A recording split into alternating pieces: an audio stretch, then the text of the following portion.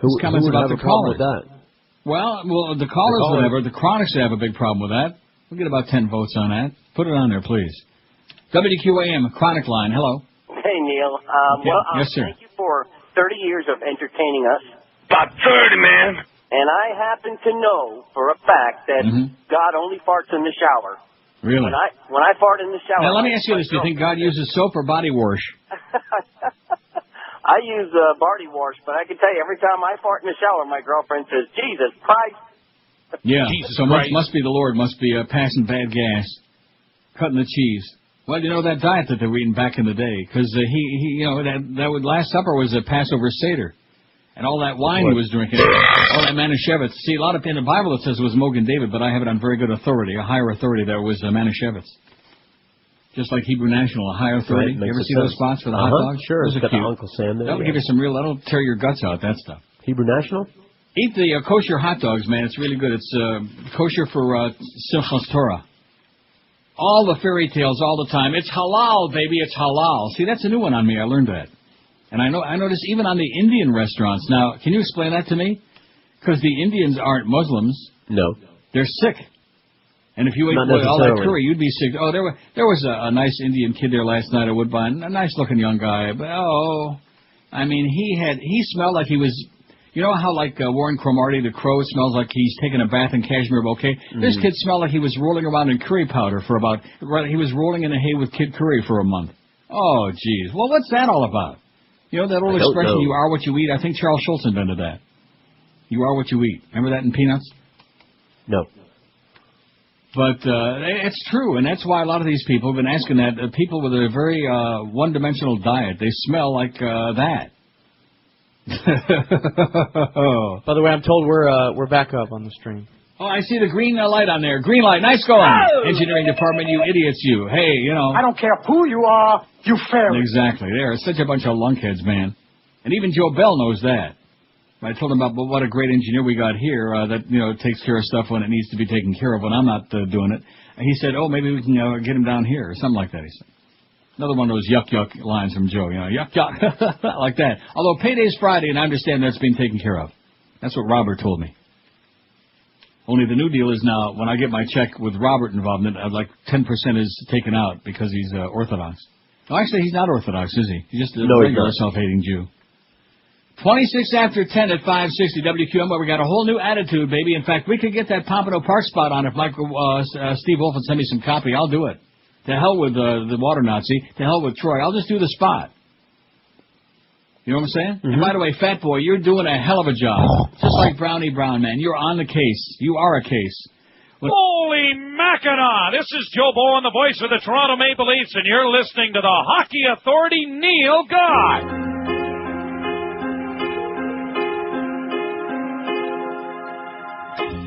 Every time I'm booked to appear, all those times it's just as you feared. The show is gone. Sorry, guys, try later on. Tough luck, I say. Just get reimbursed for the ticket price you pay.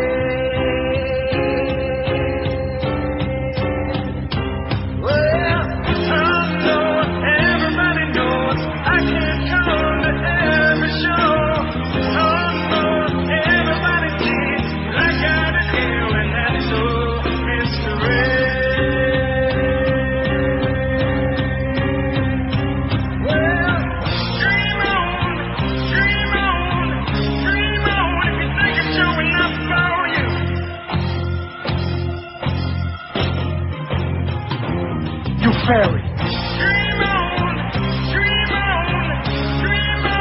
see how my dance gets through. 10:33. What do we got on the schedule today? We got Geldy at the Yenta Center. So it must be a home game, like I said, at the Capitals against the Panthers at the Yenta Center. Unless Geldy's going to be doing the game off a TV monitor, which is pretty Bush League. Mad Dog at 4. And then we got Panther preview at 6:30, so Mad Dog has another tough assignment, 2.5-hour show. Oh, brother. In fact, guess what? Mad Dog ain't even on tomorrow. We got Curtis at Hooters and Doral tomorrow, and then, wow, this is just a mess. Here's what it is. And then the Panthers and the Capitals at 7 o'clock tonight, biggest game of the season. I guess they all are right now. They're still making this improbable playoff run. Any interest? No. And then Hank's giving me a song and dance about the Heat. I don't care about the Heat. You care about the Heat? I'm sorry, are you talking How about you, Josh? You care about the Heat? You know. Not much. A little bit. A little bit, not a lot. What about the Hurricanes in Michigan on an NIT game on AM 1360 on the Cat with Clarence, who's got laryngitis, and Joe Zagacki, who sucks? How about that? Eddie K after all of the hockey action on QAM. On QAM, the station that takes the joy out of living. O'Reilly and editor spar over sex offender case. See, I told you I had a Bill O'Reilly story. He's just a real a-hole. Yes, he is. Managers of the Dayton Daily News have received more than 900 emails from fans of Fox News talk show ho and liar Bill O'Reilly after O'Reilly's website and TV program slammed the paper for an editorial that he says makes it the most friendly newspaper to child rapists in America. The Dayton Daily News editorial, which ran Sunday, cautioned against those who have called for removing Judge John Connor of Franklin County Common Pleas Court without a formal complaint or investigation after Connor gave probation and house arrest instead of prison to a man convicted of repeatedly raping 2 boys. The defendant, Andrew Selva, had been charged with 20 counts of rape, but prosecutors made mistakes in listing the boys' names on the indictment and tried unsuccessfully to change the errors. Top Republican leaders in Ohio began pressing for the removal of Connor after O'Reilly called for his impeachment on his talk show. Jeff Bruce, I wonder if he's kin to Gary Bruce, editor of the Dayton Daily News, defended the paper's editorial yesterday and took O'Reilly to task for inflammatory journalism as usual. We never defended Judge Connor's decision to sentence a child molester to a year of house arrest and 5 years probation, Bruce said in a prepared statement. What we said is that if the judge deserves to be removed from office, then due process should be followed, the same sort of due process that Bill O'Reilly relied upon when he was sued for sexual harassment and ultimately settled out of court. Just in case you've been sleeping, O'Reilly was sued in 2004 by his former producer for sexual harassment and phone calls and stuff like that.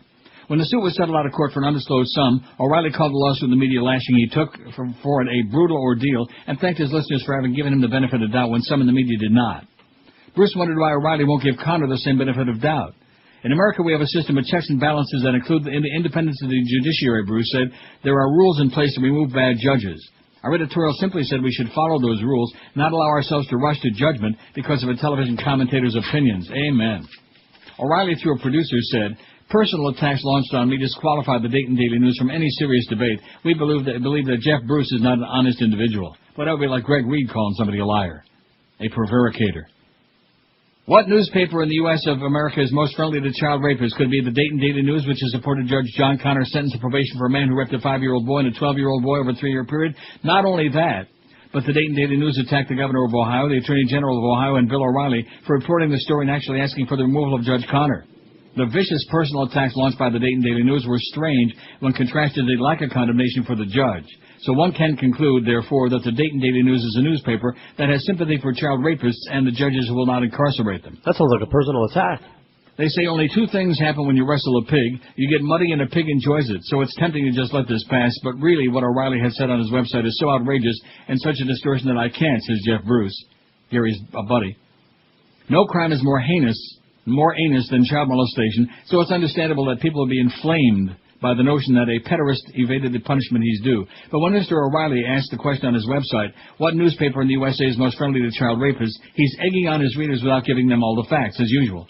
As readers of the Dayton Daily News know, this newspaper is not soft on child molesters, just the opposite. Here's what's really happening. Oh, the truth?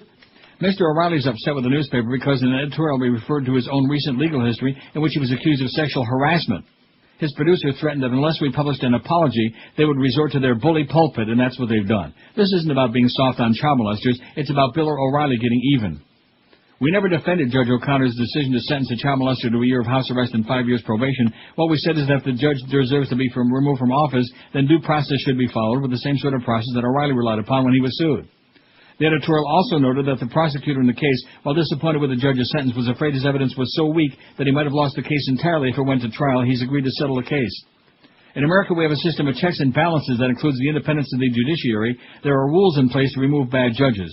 Our editorial simply said we should follow those rules, not allow ourselves to rush to judgment because of a television commentator's opinions. That's not an endorsement of Judge Connor or his decision. The fact that a child molester got off so lightly is disgusting. If I would fault our editorial for anything, it's that we could have said that and said it more firmly. But that's not why O'Reilly asked his readers to write the newspaper. His producer in a conversation with me acknowledged the logic of our editorial's argument, but they felt dragging O'Reilly's own legal problems into the article was gratuitous. While I expected O'Reilly to take a shot at us, I was shocked that he would suggest that this newspaper has sympathy for child rapists. It's a deliberate distortion of what we said and what we stand for, and nothing could be further from the truth. So, you know, on the same page that we published our editorial, we also printed a package of opposing views, including those from O'Reilly himself. We made every effort to be fair and balanced in our presentation of this issue. It's a pity that that sense of fairness was not reciprocated by the unfair and unbalanced Fox News lunatic. How do you like that? Typical, same old crap. Sure. Just like Ann Coulter that gets on her and shoots off her big mouth. And anytime she's on there with anybody that's got an IQ larger than their thumbnail, they shoot her down right away because she's always giving wrong facts. Misinformation. That's what ought to be her nickname, misinformation. What's with that Adam's apple? It's a guy's. I'm telling you. You fairy. Yeah. Hey, Ann. I don't care who you are, you fairy. Maybe she and Miss Fudge are doing something, you know? Maybe they're checking That their could be. goods. I think she's got a package. A care package. That's right. I don't care. Anyway, how's that poll coming today? Let's see what pisses off the audience about what I say. Not too much. Damn it. Which of Neil's comments piss you off the most? None of his comments. 488. 84%. Well, good. We like people. That's what we want. We want ditto heads like Rush, you know, and O'Reilly. People that disagree with everything. No, seriously. Ditto, ditto, ditto. All that crap. His comments about politics, 23. His comments about religion, 19. You idiots. His comments about guns, 19. How about guns and religion? Always been a good mix. Don't want to believe what I believe? Bada bing. Comments about blacks, 17. What comments about blacks? His comments about Orthodox Jews, 7. You mean Getchkis? With those silly old big hats and the taluses and the tzitzes and that stuff. Okay, we can't say tzitzes? Not anymore. You think Joyce even knows what tzitzes are? Even you know what it is. That's right. I know all the gear. I'm going to get me an outfit. You already had one and damn near died from it. His comments about Cubans, 6. His comments about rednecks, 2. And his comments about the callers, 1. Well, guess what? This is Neil Rogers. As far as the callers go. This is 560 QA. In the basket. Cute. Oh. You know, I got to agree with you. You know, I hate to do it because it's boring. I know you hate to. But the thing about fat people, you're right. Goiner Stelfen, that's right what you say. Nothing will help. It's just dead men useless. walking. A waste of time. That's right. And you notice how Hank brushes me off every time I bring anything, even about that Dreamfield pasta, which I'm sure that a fat slob like him and me both love pasta. But he just anything that has to do with like health or blood sugar or stop being a big fat with a death wish, he's just not interested in. You'll either get a brush off or an F off. Right. When you're trying to, you know, Well, I give up. Give it up. Give There up you on go. it. I'm doing Good fine. plan. 187. That's the lowest I've weighed in years. I mean, on like my real digital scale that you can't like lean one side to the other. You can't fix the. Well, you know what I'm talking about. It's called the dance of denial. Yeah, the dance, the 1 foot dance, the green apple quick hop on the scale. Maybe if I hold the towel rack. Right, that's it. Although I do take off my wristwatch when I get. Well, it's a you know. Yeah, I know. Citizen. It's pretty heavy. Make sure you go to the bathroom first. Oh, are you kidding me? Do all your ablutions right. before you hop on the scale. Well, that's the way to do it. That's the way to get your true weight. Let the air out of your lungs. Yeah. The Pentagon said yesterday it's investigating 2 incidents in which U.S. troops allegedly killed more than 24 Iraqi civilians. The claims raised by families of victims and local Iraqi police threatened to worsen relations with Iraqis upset by the earlier abuse cases. A criminal investigation that began March 9. Oh, it's a Robert Grieper investigation. March 9 is when it started. Focuses on allegations by Iraqi civilians, which were reported by Time magazine, that Marines killed 15 civilians in Haditha in November after a roadside bomb killed a member of their unit. The Pentagon also started this week to look at claims by local Iraqi police that U.S. forces killed 11 civilians, including 5 children as young as 6 months old, during a raid last week in a house in Ishaki, about 60 miles north of Baghdad. Ishaki. The claims were first reported by Knight Ridder newspapers. All the troops involved remain on active duty, said Lieutenant Colonel Barry Johnson. In the alleged incident at Haditha, about 140 miles northwest of Baghdad, the Marines came under fire after the bombing and tracked insurgents for hours to residential areas among civilians, said U.S. military spokesman Lieutenant Colonel Michelle Martin-Hing. Time said it obtained a videotape of the aftermath of the incident. An Iraqi human rights group has provided copies of the video, which shows bodies and bloodstains to media organizations including Reuters. The video, which has not been authenticated by the Pentagon, doesn't tell the whole story, Martin-Hing said, whatever that meant. At any rate, you can be sure it's true. And your buddy Doug Thompson, Capitol Hill Blue, rhymes with true. Right. He's the man. He says Bush can't stop lying. How do you like that? For anybody doubting similarities between George W. Bush and Greg Reed. Although I'll be honest with you, Greg's starting to look better with each passing day. Oh, please bring him back. Please. And Screwan. Let's get Greg and Screwan back again. Get them back together again. As one. Wouldn't be the first time. Americans who tuned in for one of President George W. Bush's rare press conferences saw a cornered animal trying to squirm his way. Isn't that what Puffy says in that bit with Regis? Wouldn't be the first time. Oh, no, that's what, what's his name says. What's the other one? ODB. Right. Oh, yeah, old dirty bastard. Dirty, that's we right. call It him. wouldn't be the first time. Word. Yeah. About 30, man. That's how many times he'd been in trouble. Americans who tuned in for one of George W. Bush's rare press conferences saw a cornered animal trying to squirm his way out of trouble by doing what he's always done, evading the truth. Bush's attempt to showcase himself as a leader who could handle tough questions from the press corps fell just as flat as his unscripted town meeting-style appearance in Cleveland the day before. His eyes darted from side to side as he fielded questions about his real reasons for invading Iraq. He stammered, stalled, used the word more times than a suspect caught red-handed. He still claimed his reasons for invading Iraq were just, even though those reasons have been proven wrong. He claims the war can be won, a view not shared by many of his generals. He claimed a lot of things, few of them true.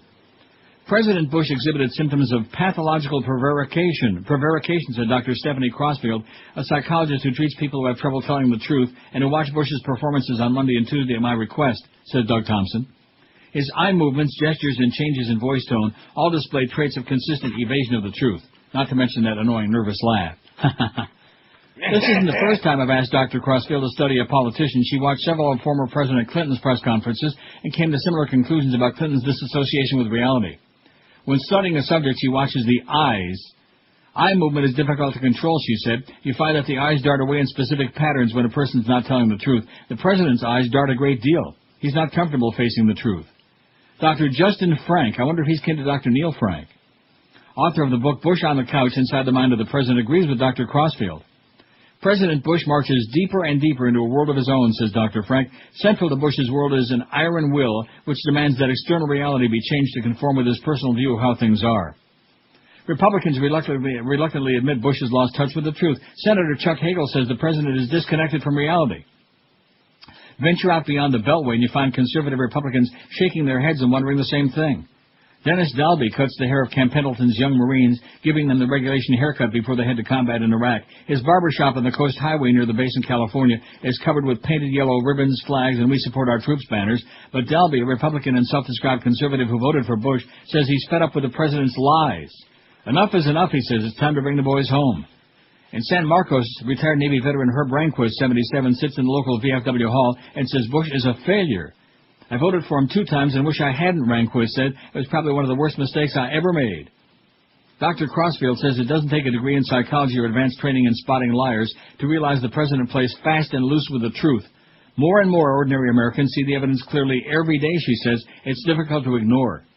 Dr. Frank says Bush can't change his ways. Taking responsibility has always been hard for W. He says taking responsibility for inflicting harm on others, a major step in the development of maturity, is a step President Bush has yet to make. Instead, he persists in lying to himself and to the American people. There's your buddy Doug Thompson. Very good. I like that thumb right on it as usual. Here's a fax you just sent me. It says, Ann Coulter suffers from Marfan syndrome. Marfan syndrome? Marfan syndrome is a connective tissue disorder characterized by unusually long limbs, deformed skeleton, lungs, eyes, and heart. Probably why she has Adam's apple gigantus. No sympathy for me, it says. You know, she's an ex-girlfriend of Bill Maher. A weird-ass couple. Oh, yeah. Kind of like Mary Madeline and James Carville. That's got to be a scam. Oh, what? That couple. Bill Maher and Ann Coulter? No, Mary Madeline and...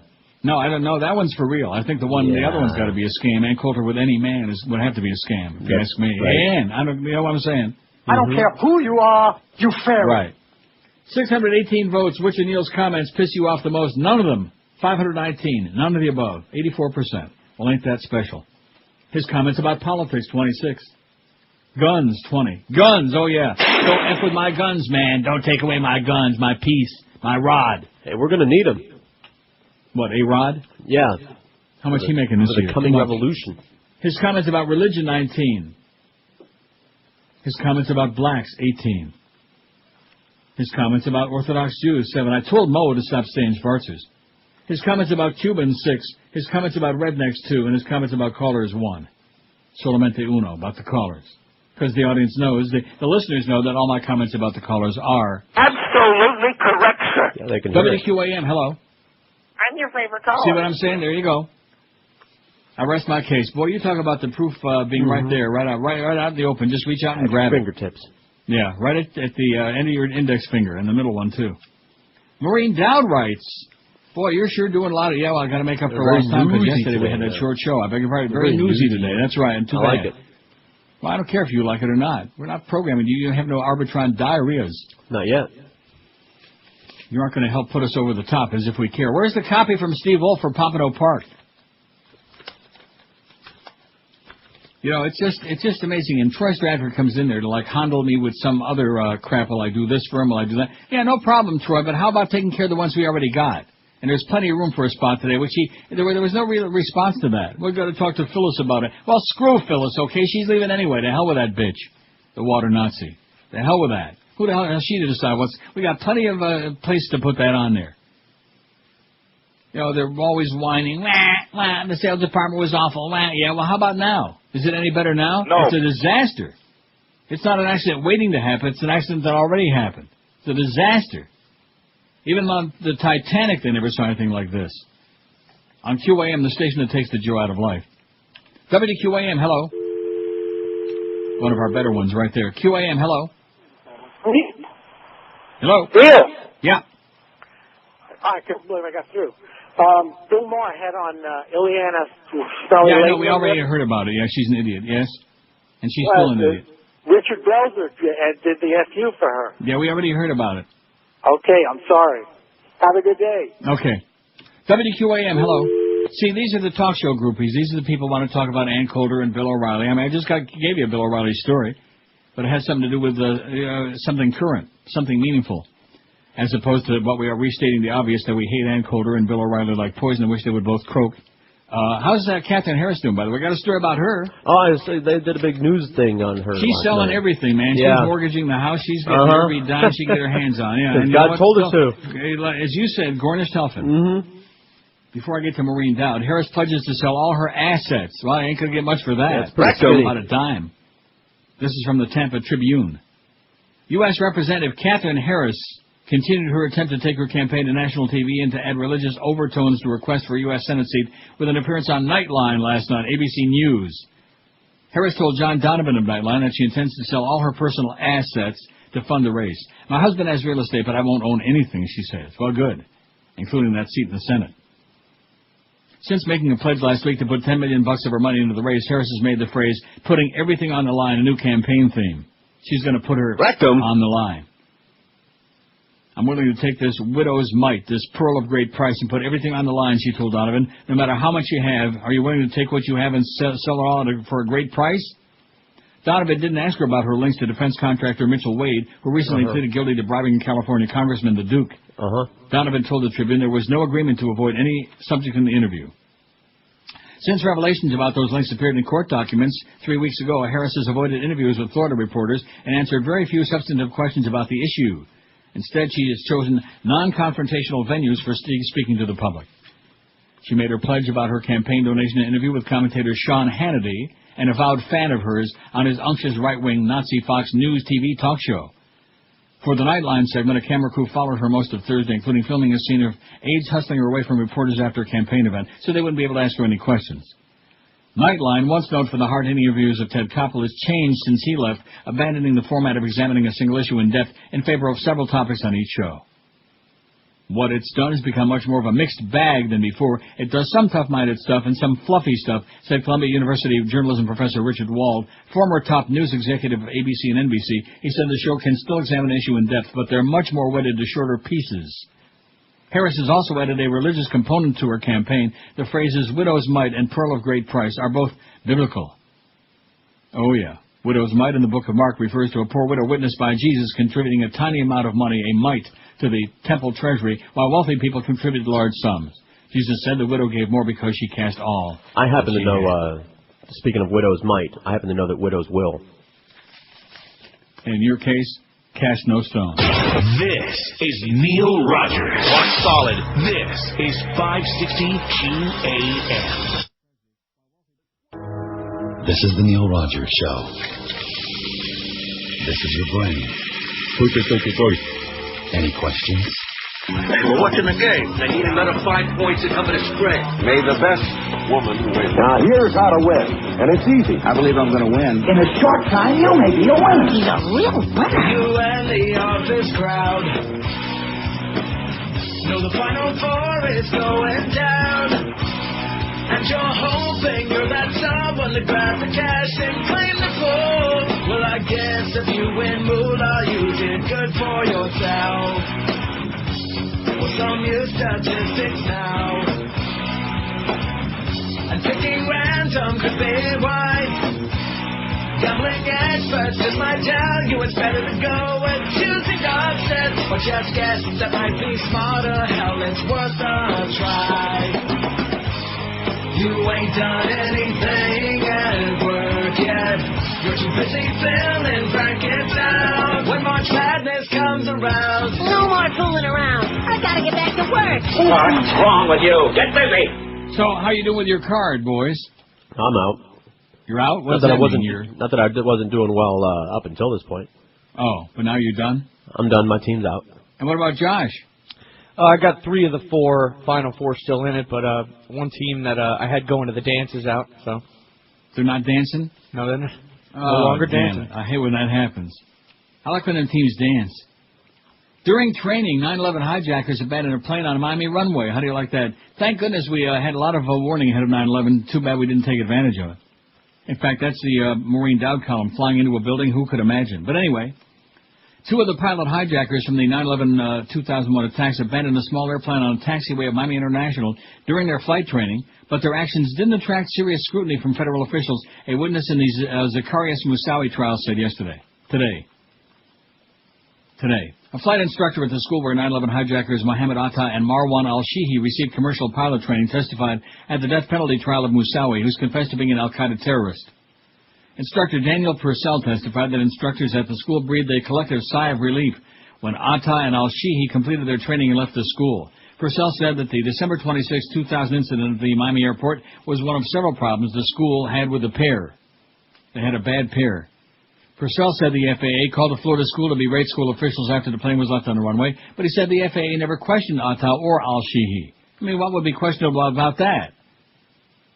I don't know. Prosecutors were presenting testimony about the 9/11 pilot hijackers' training and an apparent effort to show parallels between Moussaoui's flight training and that of the other hijackers.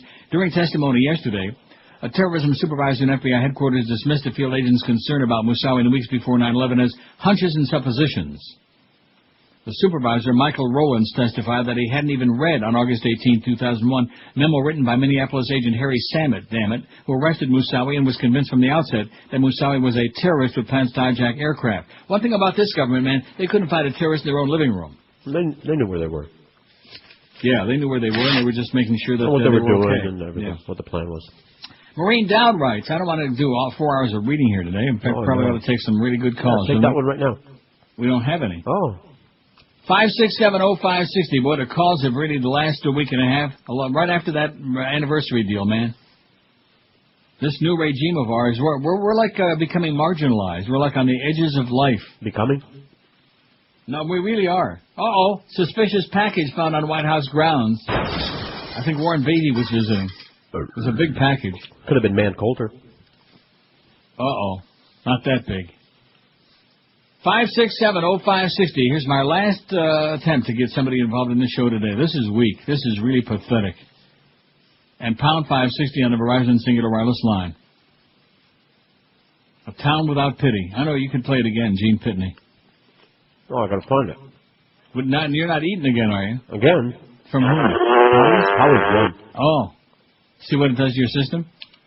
WQAM, hello. Hey, Neil. Yes, sir. Hey, I like it when you read. Keep reading, man. Yeah. Thank you. Okay. Uh-huh. WQAM, hello. There he is, Gene Pitney, baby. Oh! Kind of a strange-looking dude, if you ask me. Okay, that's all right. QAM. WQAM, line 9. We're very weak. I was thinking maybe we could like spend a couple hours having like Eddie wannabes call in and see if we can do the best Eddie. A couple hours? No, We could do 4 on that subject. 4 hours on that, yeah. Well, we're getting some on line 9 always. See, like they said in The Exorcist, there is only one. That's right. And that's true, there's only one. But there are a lot of wannabes out there. We got Prozac Ron wannabes, we got Eddie wannabes, we even got Gargler wannabes. WQAM, hello. Wannabe line. Hi, Neil. Yes. I want to thank you again for the... WQAM, hello. Hey, Neil, how you doing? Okay. Listen, I read this thing in the Times yesterday with Pat Tillman's father there trying to figure out just how his son died over there in Afghanistan. Yeah. And it was a heartbreaking story. And you know, just like Jessica Lynch, they put out this line of BS at the beginning, and slowly the stories start to fall apart. I just thought as a parent, how you sit there and agonize over what really happened to his son, it's torture, and he can't get a straight answer from And then when anybody. you find out that Pat's longtime high school and college buddy went off and joined to follow in his footsteps, I mean, that kid needs serious help. He must be a nut job. I don't get it, but I mean, it was just Must have a death heartbreaking wish, story. like Hank. So, you know, it just reminds me of Nazi Germany. You know, when they were bombing Berlin, they were telling them, oh, this is the last death throes of the Allies. They're ready to give up. Right. And, of course... Well, just like your vice president told us many months ago now that the insurgency was in its waning days. It's waning over here. Right, yeah, just a few of them left. And it's the similarities between Germany, Vietnam, and this. It's eerie. Amen. Eerie. Bob Eerie. 5670560. Just like Kissinger told us in Vietnam, peace is in our hand. He had a piece in his hand, all right. Piece of what? Something. Ass. WQAM, hello. Neil. Yes, sir. Hey, how you doing? A while back, I was hearing you on the radio. I think you were eating chocolate and ice cream and all. You still doing all that? No. You're not good. You're diabetic, aren't you? Yeah. Well, I have an idea for a poll then. Which body part's going to get amputated first if you keep eating all those sweets? Fat ass! I'm thinking your left foot. Right. WQAM, hello. George Carson can't fix it. Amen. You are... Absolutely correct, sir. Wow. Talk about an engineering disaster. WQAM, hello. That was probably Petey Lenny again. Oh, here's the Eddie Wannabe line. Wannabe line, QAM. Neil. Yes, sir. I saw V for Vendetta yesterday. And? Can't believe George said that it was a... Weak. Only gave it a 6, man. That was a great movie. What was Definitely great? an 8. Definitely an 8. What was great about it? The storyline, just kept your interest the whole time, I thought. Did the guy look like Zorro? Pardon me? I said, have a great day. 5670560, pound 560 on the Verizon Singular Wireless line. See, your taste is in your tush, the guy said. He said that Josh has got his thumb on it better. Josh, who fell asleep during network but liked V for Victory a lot better. And loved Zorro. What was that one Zorro movie, The Gay Blade? What was that?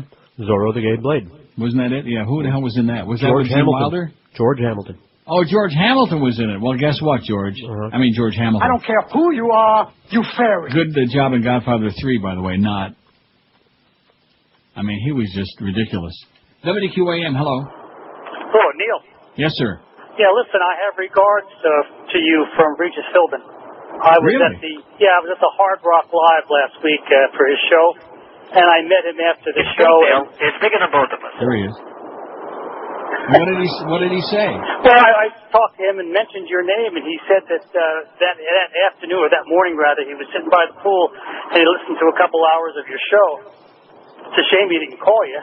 Yeah, he did. That's where that came from. He did call me. We were talked on the phone. That's where that clip came from. Well, you know what? He says, it's big, Neil. It's bigger than both of us. See? Don't you recognize that voice where he's talking to his teeth like Welch's grape juice, like that? Amazingly, he puts on a really good show. Who does? Regis. He's very entertaining. Okay, well, I haven't seen that one. Okay, listen, thanks a lot, pal. Yeah, you're okay, Regis. Hey, if Regis is such a big fan, send a bag of money, Reg, okay? Now, the best show he ever had was on that now-defunct Health Network, whatever that thing was. That was a lot of fun. It was a very funny show. Nobody remembers that except me. I don't think I ever saw it. Well, and his wife was on there, too. What's her name? Joy? Joy. Yeah, Joy. Very good. Joy. Yeah, I can't believe that you remember that. I don't know how or why. Can you imagine how she hated Kathy Lee just like poison? I mean, oh, man. Yeah, and of course, Regis and Kathy Lee hate each other, too, from what you read. And, of course, who wouldn't hate Kathy Lee? Joy was probably jealous of Kathy Lee's boobs. Is that it? But she's a joy forever. Suspicious package of White House grounds. The president is not there. Ooh, bite your lip very, very hard. Oh, the blood. I got pepperoni juice trickling down my chin. At least I think it's pepperoni juice. You know, being outdoors a lot in South Florida, you really need comfortable shoes to be schlepping around. So the only place to go is Brandy Shoes in Pompano Beach. They carry all the major brands like Florsheim, Echo, Mephisto, Rockport, Hush Puppies, New Balance, and tons of other big-name brands in all sizes for men and women. Even they carry wide widths and hard-to-find sizes, too, if you've got strange feet. Brandy Shoes is the largest independent shoe retailer in South Florida, and when you see the selection value you get at Brandy's, you'll see why I've been telling you about them for years. Go see my good friend Arnie. He'll get you the right-fitting shoes for your feet. Brandy's isn't like a department store where you have to wait a long time to get service. Then they tell you, oh, guess what, we don't have that style in your size. The only thing they do at Brandy's is shoes, so obviously they know their stuff, and you never have to worry about size, selection, or service. Brandy Shoes, you'll find them at 1290 North Federal Highway in Pompano Beach between Atlantic and Copans on the east side. You can't miss it. Brandy's is open daily, Monday through Saturday till 9, and every Sunday till 5. And this week is a great time to buy men's shoes if you're size 14 and over at Brandy's. Take $10 off on all men's brands, and while you're there, check out their men's and women's Hush Puppies on sale at 20% off this week. Always extra savings, always great deals, and really friendly sales fools who know your feet inside and out even by the smell. So be sure to come into Brandy's this week or shop on their website, brandysshoes.com. This is Neil Rogers. This is 560 QAM. Congratulations, get a life.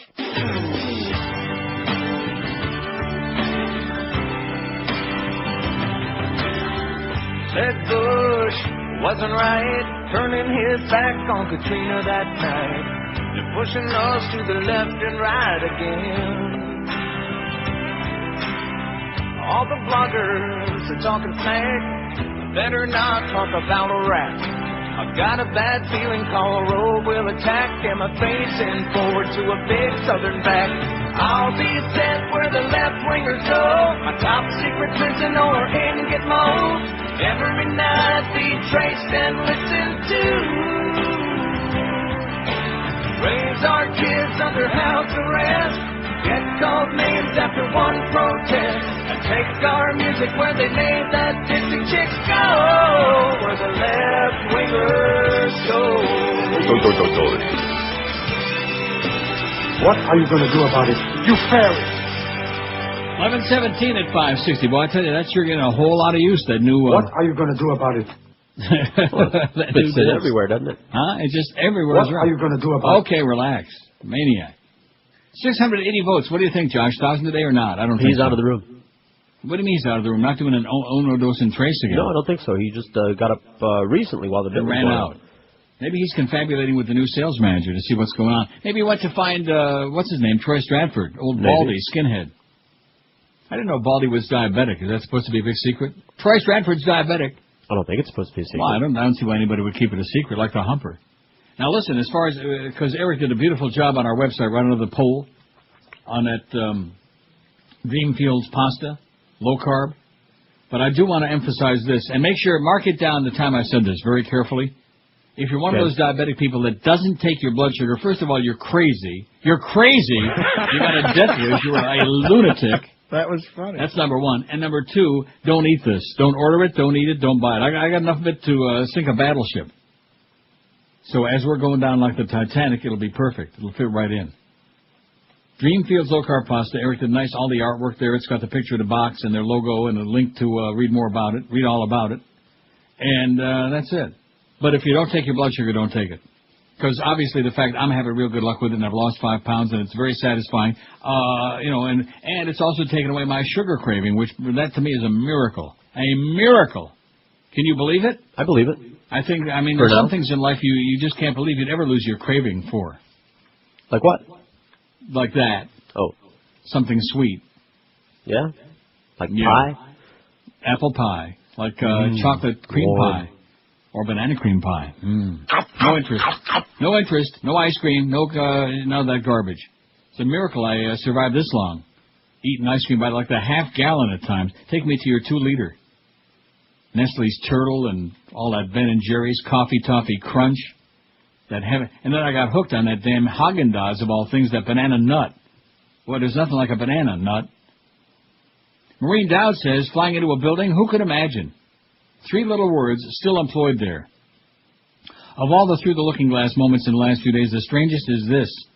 The FBI officer who arrested and questioned Zacarias Moussaoui, or is that Zacarias, told a jury that he had alerted his superiors about 70 times that Mr. Moussaoui is a radical Islamic fundamentalist who hated America might be plotting to hijack an airplane. 70? That makes 1 time for every virgin waiting for Mr. Moussaoui in heaven. Judging by how disastrously the prosecution is doing, the virgins will have to wait. We could have cracked the 9/11 plot if the FBI wasn't run by dunces. Mr. Moussaoui's lawyers got a break because, according to the testimony of the officer Harry Samet, a better-run bureau could have broken the case even without the terrorist confession. Maybe the FBI officer should have shot him with some paintballs. On September 10, 2001, Mr. Samet confided to a colleague that he was desperate to get into Moussaoui's computer. He never heard back from the FBI's bin Laden unit before 9/11. What did the unit have to do that was more pressing than catching bin Laden? And he was obstructed by officials in FBI headquarters here whom he labeled criminally negligent. He named 2 of the officials who didn't want to endanger their careers with any excess aggression toward radical fundamentalists, David Frasca and Michael Maltby, then working on the radical fundamentalist unit. Oh, that David Frasca makes a hell of a drink. Even though Condi Rice told the 9/11 Commission that no one could have imagined terrorists slamming into a plane on the World Trade Center, an FBI officer did. Officer Samet testified that a colleague, Greg Jones, tried to light a fire under Mr. Maltby by urging him to prevent Zacarias Moussaoui from flying a plane into the World Trade Center. Those words. Later, Mr. Jones told Samet that it had just been a lucky guess.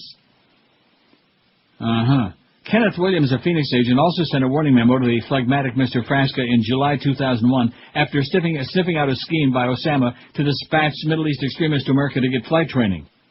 Neil Lewis wrote in the Times yesterday that William Carter, an FBI spokesman, said that neither the Bureau nor Mr. Maltby nor Mr. Frasca, who are still employed there, would have any comment. Still employed there? How can Mr. Maltby and Mr. Frasca still be employed at the FBI? How can Michael Chertoff still be employed at Homeland Security? How can Donald Rumsfeld still be employed at Pentagon? Missing 9/11, missing Katrina, mangling Iraq, racking up $9 trillion in debt. Those things don't cause officials to lose their jobs. Only saying something honest, as prescient General Eric Shinseki did, can get you a one-way ticket to Palookaville. Rummy told reporters last week that the military was preparing for a civil war in Iraq, but he didn't consider it a civil war yet, even though he acknowledged it was hard to tell exactly when chaos tipped into civil war. I don't think it'll look like the United States Civil War, he added sanguinely. Yeah, at Fort Sumter, Lincoln let the enemy fire first. So the defense secretary believes if the body count stays below the Civil War era's 600,000, Iraq will achieve a healthy blue state, red state democracy? One administration official says that Rummy doesn't hold the same sway in meetings anymore, that he's treated as an eccentric old uncle who pops off and is ignored. But why can't W just quit him? Instead, the president praised him for doing a fine job on 2 wars and transforming the military, when Rummy actually bullied the military to go along with his foolish schemes in Iraq and has sapped the one-spirit fighting machine. That machine. At his impromptu press conference yesterday, the president presented himself as a nice guy doing a difficult job, relentlessly joshing with reporters. He chided the press for playing into terrorist goals by showing bad news from Iraq. They're capable of blowing up innocent lives so it ends up on your TV show, even as reports surfaced about insurgents outside Baghdad storming a jail, slaughtering 18 police officers, and letting the prisoners out, following fast upon an insurgent raid on Iraqi army headquarters in Kirkuk. Does the president think TV will instead report on an increase in melon sales at the market? When the Bushies harp on training Iraqi security forces so America can hand the country over to them, it has a hollow ring. Back in 2003, the U.S. de-Bathfield Iraq and put its faith in its friends, the Shiites. De-Bathified Iraq. What did I say? Whatever I said. Now, given the suspected Shiite death squads and militias, the U.S. wants to bring the Sunnis back into the system. So whom do we trust and for how long? Asked if he could envision a day when there would be no more U.S. forces in Iraq, the president said, that, of course, is an objective. But he added that it would be decided by future Iraqi governments and future American presidents once W is not still employed there, says Maureen, the Queen. Maureen Dowd. She don't have no Adam's apple, and she sure as hell don't have no asparagus. Oh, here's some big radio news. Station that you never heard of before, and I guarantee, I'll bet you Joe Bell's life on it that Josh never heard of it. Union Radio, WOCN, no speak it Inglés. Oh, I listen all the time. Yeah. Sold for $6 million. WOCN Miami has been sold by minority broadcasters headed by Richard and Pablo Vega to Dallas-based Independence Media for $6 million. WOCN currently airs a mix of brokered talk and religious programs targeting immigrants from Latin America and Haiti-Mon. The station's signal covers Dade County, most of Broward. John Pierce was the exclusive broker in this transaction, according to Radio and Records R&R. Always keep my thumb on FMQB and R&R, all these radio-related sites, in case there might be some real good jobs. I think I'm going to go to work at WOCN and put those bastards on the map, and we'll let you translate it into Espanol. Hola. And Josh can do the Marlins games in whatever language he speaks. See. Yeah. See this? Wow. 699 votes. If I refresh it, it's going to be over 700, you think? I'm refreshing, I'm clicking, it's 700. All right. It's the 700 Club with Pat Neil Robertson. Which of Neil's comments piss you off the most? That's our very good poll question today. None of them. None. 83% are not PO'd. Peed off. 582. Ever been peed off? His comments about politics, 28. His comments about religion, 23. About blacks, 22. About guns, 22. How about blacks with guns? Bad mix, baby. A bad combination. Lethal. His comments about Cubans, 8. His comments about Orthodox Jews, 8. Well, too bad, you getchkis. And put away them stupid hats. His comments about callers, 4. And his comments about rednecks, solamente 3. Only 3. See, I told you we didn't have to put that on there. That's why Eric probably left it off. Or maybe it was just an oversight. Maybe he was busy putting up that big thing about the Greenfield pasta, which he did an excellent job. Yes, he did. I'll tell you one thing, they ought to send us about 10 cases of it, just for the free publicity. Where's that copy from Steve Wolf at Pompano Park? Did, what's his name, Troy Stratford, come running in there and say, hey, here's a spot? Huh? Yeah, see, doesn't care. Doesn't care. Now, just like a certain other place, I don't want to mention the Pizza Loft, just like other accounts that I've had on the air for years and years and years, since we're supposedly all whipped up about celebrating my 30th anniversary in this market. You'll see. It's just a matter of time before they run everybody else off, too, because this sales department, man, these are the sales holes from hell. From hell. It's unbelievable, man. They just... Unbelievable. Including your buddy Duff. Oh, my God. Hey, Duff. I don't care who you are, you fairy. God, and your witness, was Josh in there yesterday when he was giving me that song at a dance? I was. And were you in there the previous time last week when he was telling me just the opposite? Yes, I was. Yeah. So what am I supposed to believe? What do I know? Who did Mo? You know what I'm saying? I just don't get it. We can't get an honest answer from any of these people for love, money, or anything.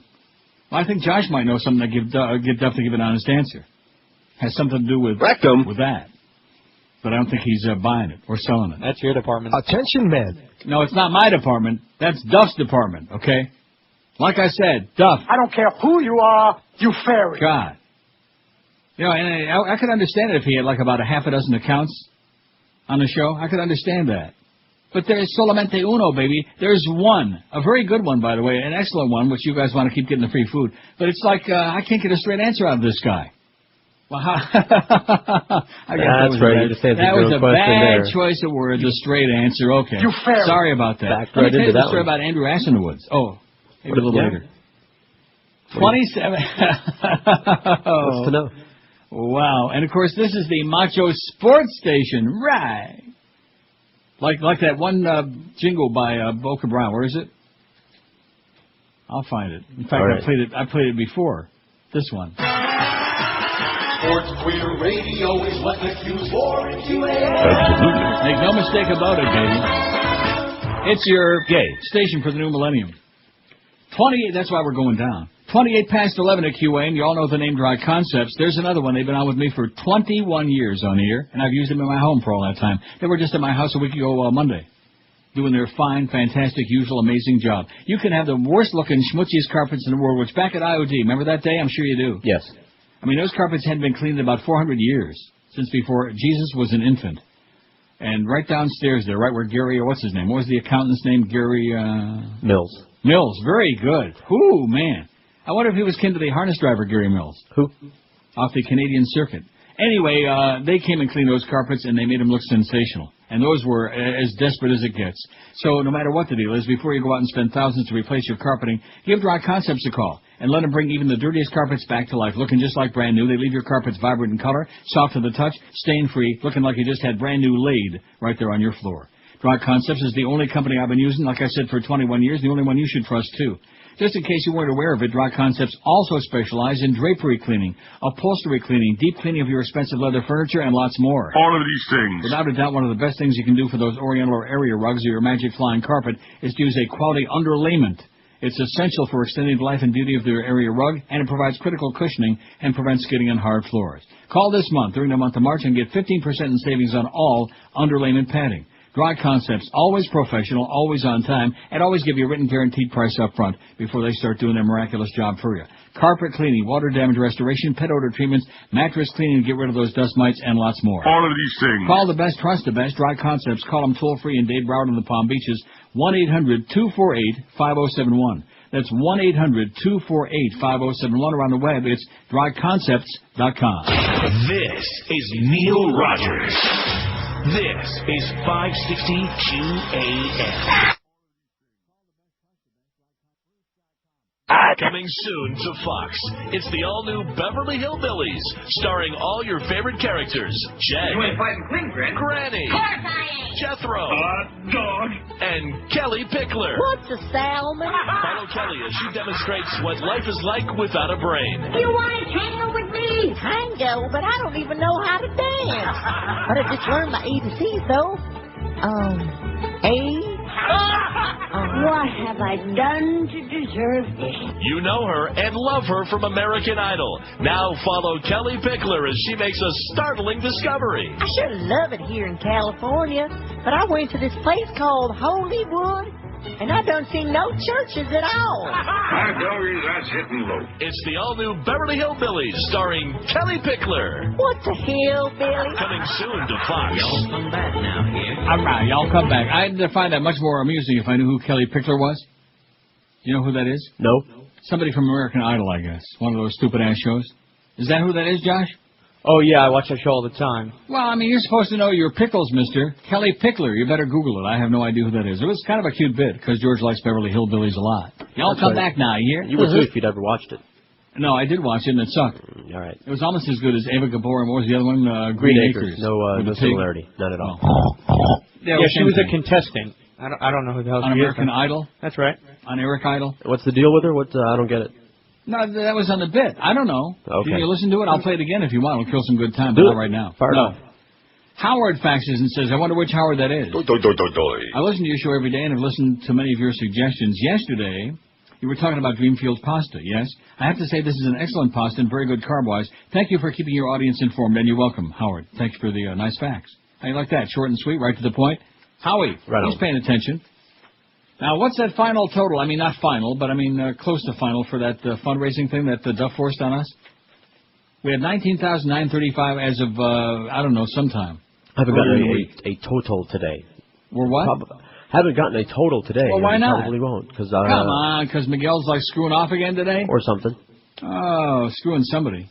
Come on, let's get with it. Boy, why did we get involved in that? It's your fault. Yeah. You should have said to me. You should have said to me, under no circumstances, and you were right there. You were another every again. year. What did I say? What was my answer? What was my answer when they first brought this proposition? I know what your final answer was, which is the final only one answer. that There matters. you go with that Regis crap again. Yeah. How'd you like having to bank the money he's made the last 5 years? Oh, the last 5 minutes. Oh, brother. I mean, don't take this wrong, even though he's a big Notre Dame nut. But I like Regis a lot. He's a good guy. But that having been said, for a guy with his talent to be making that kind of money, I mean, people talk about the money I'm making. Regis makes more money in 2 minutes than I make in 5 years. Okay, he's swimming in a sea of money, drowning in it. Between that Who Wants to Be a Millionaire and that awful show with Kelly Ripa and formerly with Kathy Lee and all the and then of course those commercials he's doing. He's got endorsements up the old earlobe. My God, and I don't begrudge him at all. But you got to admit, for a guy with his talent to be making that kind of money, he ought to be kissing the Blarney Stone every chance he gets. I sure do. I kiss the old Blarney Stones. Is that what you call it? Yes. Oh, here's our one lonely call. WQAM. Neil God. Yes, sir. Embarrassed to say I know who Kelly Pickler is. She is on American Idol, and she's a little blonde hottie and country girl, but she's just dumb as dirt. Bubblehead, like Jessica Simpson, blonde, bimbo, dumbo. Exactly, and she's just so cute, and you want to get past it, but it's just so tough. So keep it up. Okay, thanks, Pally. Yeah, I know people like that. CBD, cute but dumb, or as the old saying goes, young and dumb and full of fun. Something. Fun. You better watch it, mister. Joyce is going to be all over your ass, man. Hey, I've never been fined.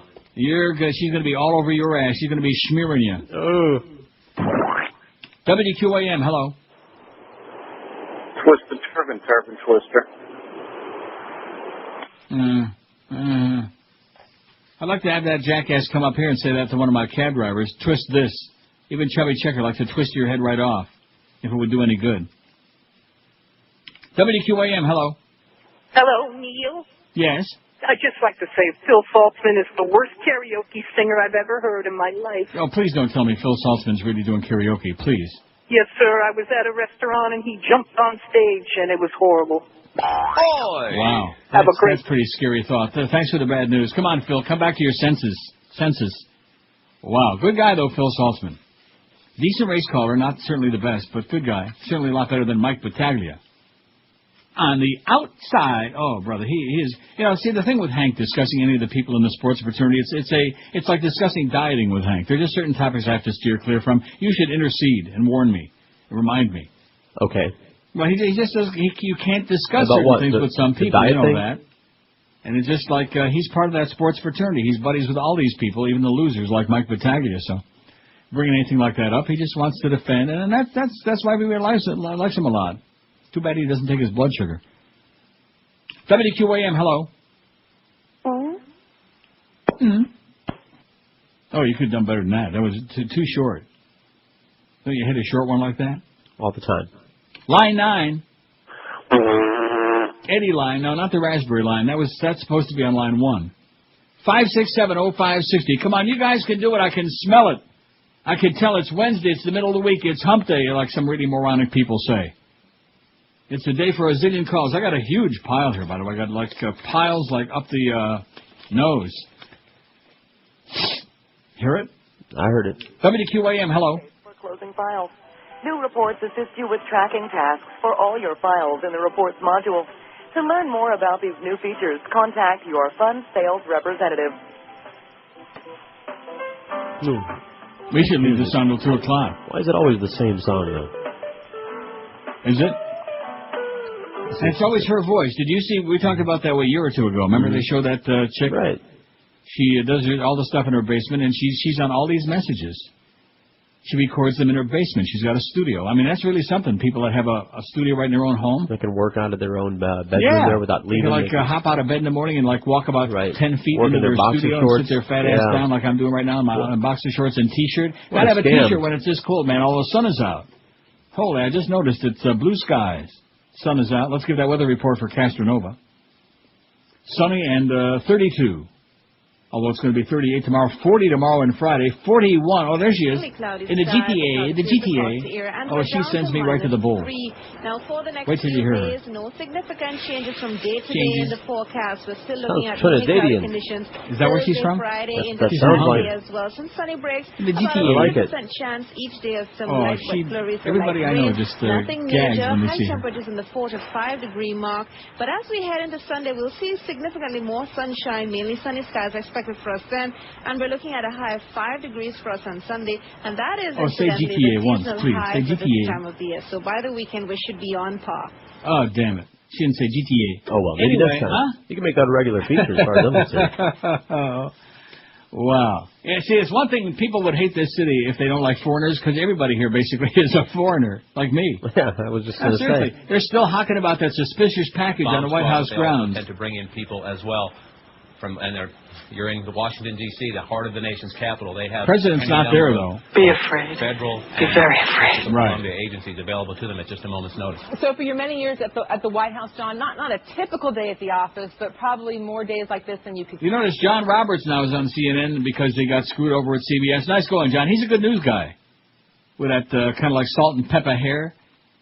He's a mature-looking guy. He's looks good on camera. He's been there 7 years. He's a good Canadian boy, by the way, I believe, John Roberts. Never heard of him. Yes, he is. Huh? Never heard of him. Yeah, you did. He used to fill in for Dan Rather all the time. What are you talking about, you communist? Dan who? Right. I'm going to throw up in my throat a little bit, my mouth a little bit if you don't stop it. Oh, there you go. God. Spit it out. He should have been not that old okie dokie Bob Schieffer. And so now John Roberts jump ships. He's over there on CNN with all those Nazis.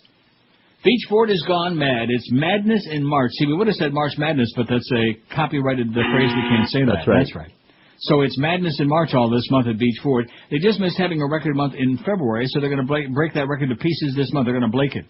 And right now, extended cab Ford F-150s are as low as just $249 a month with $995 down plus fees with approved credit and 39-month lease.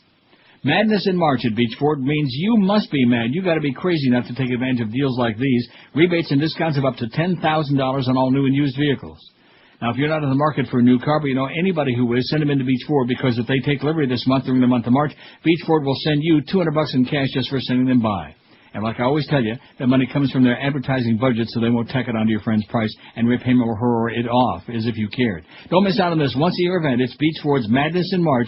Extended cab Ford F-150s as low as $249 a month. Discounts and rebates up to $10,000 and $200 just for referring a friend. So hurry in. Beach Ford is located 2 miles east of the Golden Glades on 163rd Street, West Dixie Highway. Don't ask for Paul, by the way. He ain't there no more. I guarantee you, though, you'll love your Beach Ford experience. This is Neil Rogers. This is 560 QAM. Oh, God. You know who I am. I'm a very famous man. About as famous as Jack Potter, Stanley Barron, or Stan Can. I'm alive, I did not die. London Lee is still right here. Though I haven't worked in, I'd say about over 30 years. Here I come, London Lee's here for you. I still have me a fan, maybe two. If only anybody remembered my name, I'm sure I could add another bloody thing again. London Lee was quite a dandy when he was a Venus guest. In a British shirt, red velvet jacket, and a purple vest. Only marginally funny, still he worked a lot back then. Tell everybody in London Lee who wants to work again. No, I'm not dead. Some folks around at 85 to 152 will remember those were Britain shows and Mike Douglas too. So it's me, not Leafy Lee. I never even had a hit, but I pranced around like an Austin Powers silly British yet. I am done, my career is all through. I'll have you know my name is London Lee to you. Don't you tell me nobody knows who I am? Doesn't anybody know who I am? Does anybody know who I am? London Lee worked with Rick Taylor since they both dressed like the same. Some found my act amusing, for the most part it was nice. I wrote it for Pat Cooper once at Cola Grammar Lanes.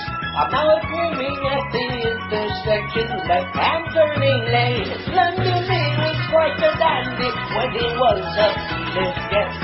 Tell everybody London Lee, oh, I feel like I'm dead. To which we say, who? Yeah, well, we know who he is now. London Lee, man, he's a legend in your mind. He and stormed the Josh's studio. Mind. Everybody else Miguel has seen and him. Noslin and like the whole staff had an encounter with him except for me. Really? Oh, you never ran into him? You never encountered him? No, but Josh will give you a long, detailed description of how grizzly and short and Sun Friday is. And obnoxious?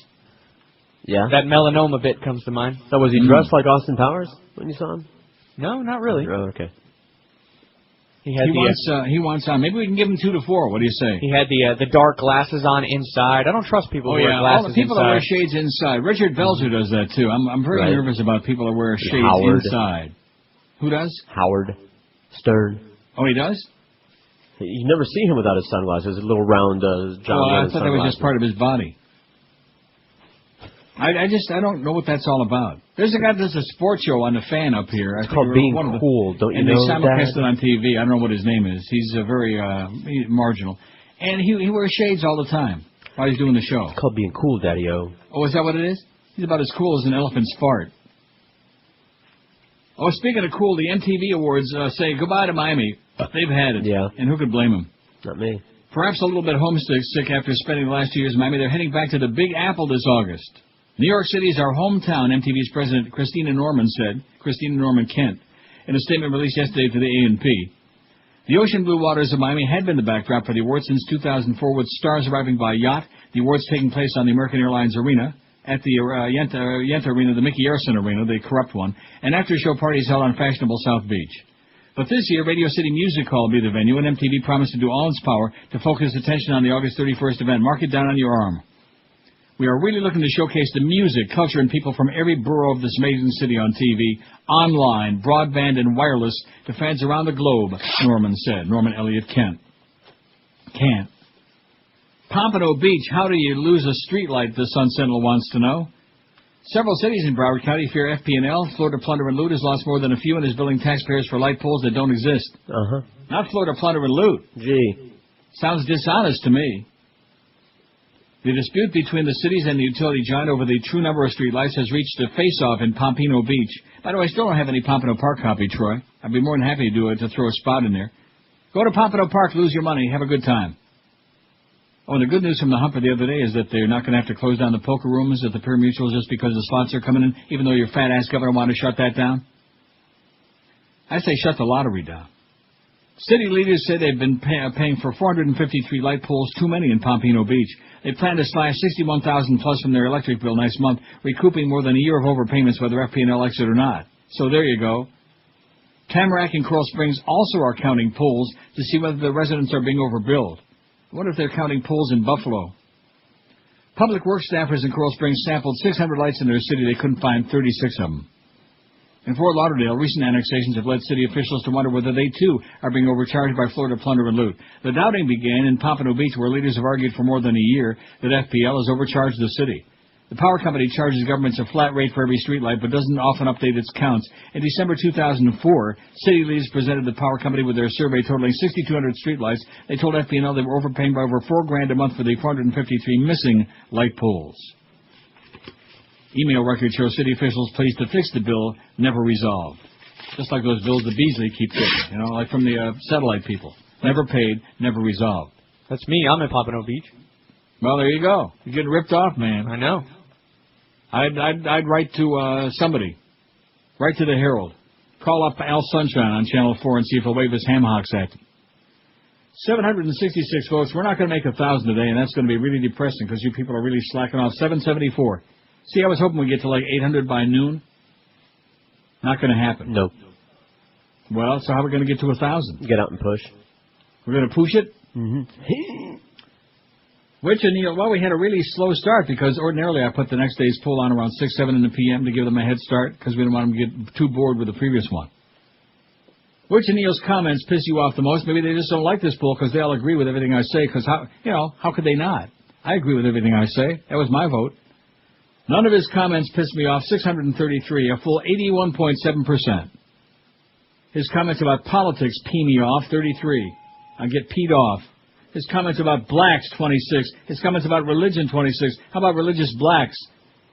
Fakers like Al Sharpton. His comments about guns, 26. His comments about Orthodox Jews, 10. Just wait till July, man, when they like wearing over 400 pounds of clothing, the heavy coat with that big schmata on the head, and they smell like the end of the world. As a matter of fact, if you're wondering what the end of the world smells like, come to Woodbine. Okay. His comments about Cubans, 9. His comments about callers, 8. And his comments about rednecks, solamente trace. I don't understand that. Maybe we just don't got no rednecks to get pissed off. Out of 778, that's great. We'll get to the 1,000, you'll see. Where there's a will, there's a... Neil, God! Where there's a will, there's a... Gay. Way. Tom says, listen to an interview with Kevin Phillips on NPR's Fresh Air yesterday regarding his new book, American Theocracy, in which he blasted Bush and laid out the obvious connection between the right wing, big oil, and the war. There's the Bush constituency, radical religious right-wingers led by the Cheneyites who equate national security with private sector profits. What a shock. Did anyone ever tell the kids with their parents at the recruiting office they were about to embark on a great Christian crusade to make Exxon executives richer? No, they were sent off to be maimed and murdered so they could accomplish the great mission of democratization. Right, democracy's on the march. Oh, there he is. He's in Wheeling, West Virginia. Joe? I retired approximately 2 years ago. Yeah, he's wheeling it. After all the lies, if we're finally to believe that our nation's ultimate purpose in Iraq was to bring the true meaning of American democracy to a bunch of religious zealots, then when has it been more appropriate for our soldiers to look home, scratch their heads, and say, we have met the enemy and he is us this time? Well, that sounds like something that Charles Schultz would say in Peanuts. Didn't he say 7 years ago? Just the other day. I think he said that. Charlie Schultz. Or was that George Schultz?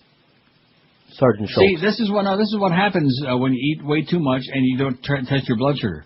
You know what I'm saying? Seriously, it drains the flow of the blood from your brain, and all of a sudden it's like you have like a vacuum. It drains your brain? It's a brain drain. Like we have in the QM sales department. A brain drain. A strain. Speaking of a strain, prosecutors dropped sex case against teacher. Did you see this? Yes, I did. I let out a hoot, and a holler. I see. You like her? Sure. She's a nice blonde young lady. My heart goes out to her in this moment. Yeah, well, she's got her hand over her heart. She looks like she's singing the national anthem or something. I'm here for her. I'm here for you, Debbie. And she ain't interested. I know. I'm too old. Prosecutors have dropped charges yesterday against a former teacher accused of having sex with a middle school student. The teacher, Deborah LaFave, offered her deepest apologies to the 14-year-old boy and his family. LaFave, this is in Ocala, where they were just horsing around. LaFave, 25, said she's undergoing therapy for bipolar disorder. That's right. That's exciting when I found out she was bi. Was very remorseful about the events that led to her arrest in June 2004. She's very remorseful. And on this story, you can click on the link and watch her explain it. Naked. Not.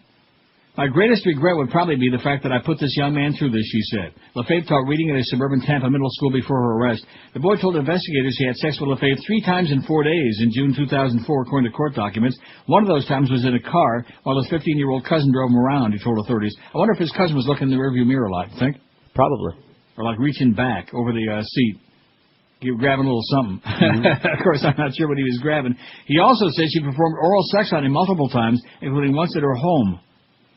In November, LaFave pleaded guilty in Hillsborough County Court to 2 counts of lewd and lascivious behavior. She was sentenced and she ought to be spanked. Yeah, that's a She good was idea. sentenced in that case to she ought to be spanked. She was sentenced in that case to 3 years under house arrest and 7 years probation, required to register as a sex offender. One of the incidents was alleged to have occurred in Marion County, so similar charges also were filed there, and LaFave's defense negotiated a similar plea agreement. But that deal was tossed out yesterday by Marion County Superior Court Judge Hale Stansel, and prosecutors there dropped charges when the teen balked at testifying. He's mum. He ain't speaking. It's over. And this time the case is really over and for good, LaFave's lawyer John Fitzgibbon told reporters. We can only hope now the next few weeks Debbie will basically fade into a footnote in everybody's memory, except the kid, of course. No. She needs to pose for Playboy or something. In a written statement, Assistant State Attorney Richard Ridgway said the trial was likely to be broadcast on cable TV, raising concerns about the privacy of the boy LaFave was accused of molesting. He would have been the prosecution's key witness, but not no mo. The court may be willing to risk the well-being of the victims in this case or to force it to trial, Ridgway said. I am not. LaFave criticized the extensive media coverage her case received, accusing reporters of invading the privacy of her former student. She said she was taking a journalism course online, adding, God has given me a great outlet to write. Oh, God! And I would hope I could reach people through writing. I'm a strong Christian woman, she said. I believe that God has a path for me, and that was just a bump in the road. She said it felt like a bump. This is Neil Rogers. This is 560 QAM. What's up? Oh, this is Pope John Paul Lynde, and if you ask me, the only thing more fun than playing grab-ass with the Swiss guy is the Neil Rogers 12 to 1 hour. Oh.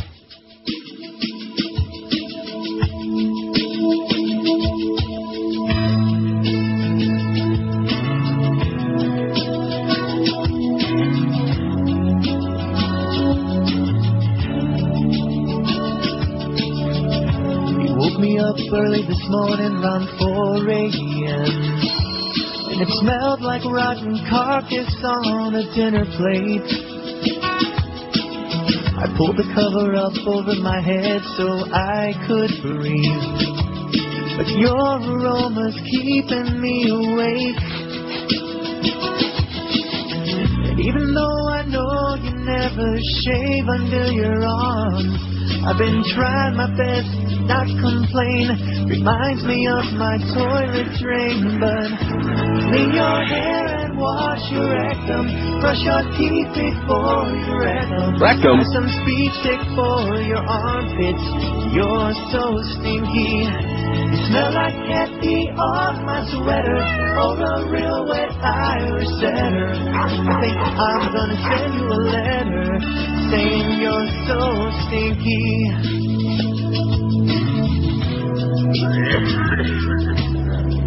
I went out driving, hoping the air would clear, 'cause you smell like someone's vomit mixed with stale beer. I guess I'm feeling just a little bit tired of this. It's soap and nice perfume, you know it does exist. Oh, all clear at the White House. Everything is A-OK. Oh, we're fine. Bobby the Robot checked out the package.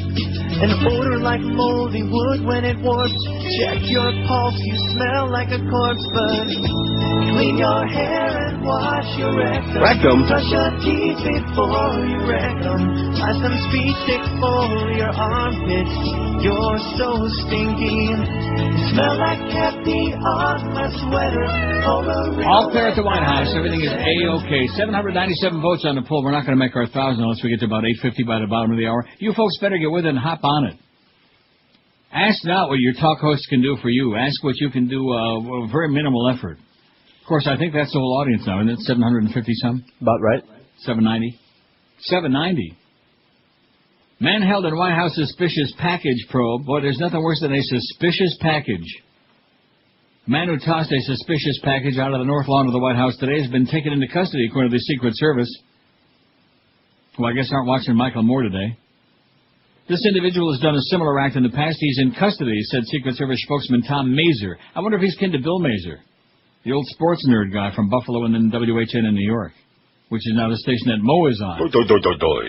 The package was noticed just after President Bush left via helicopter from the South Lawn on the opposite side of the White House for a trip to Wheeling, West Virginia. What a good place for him.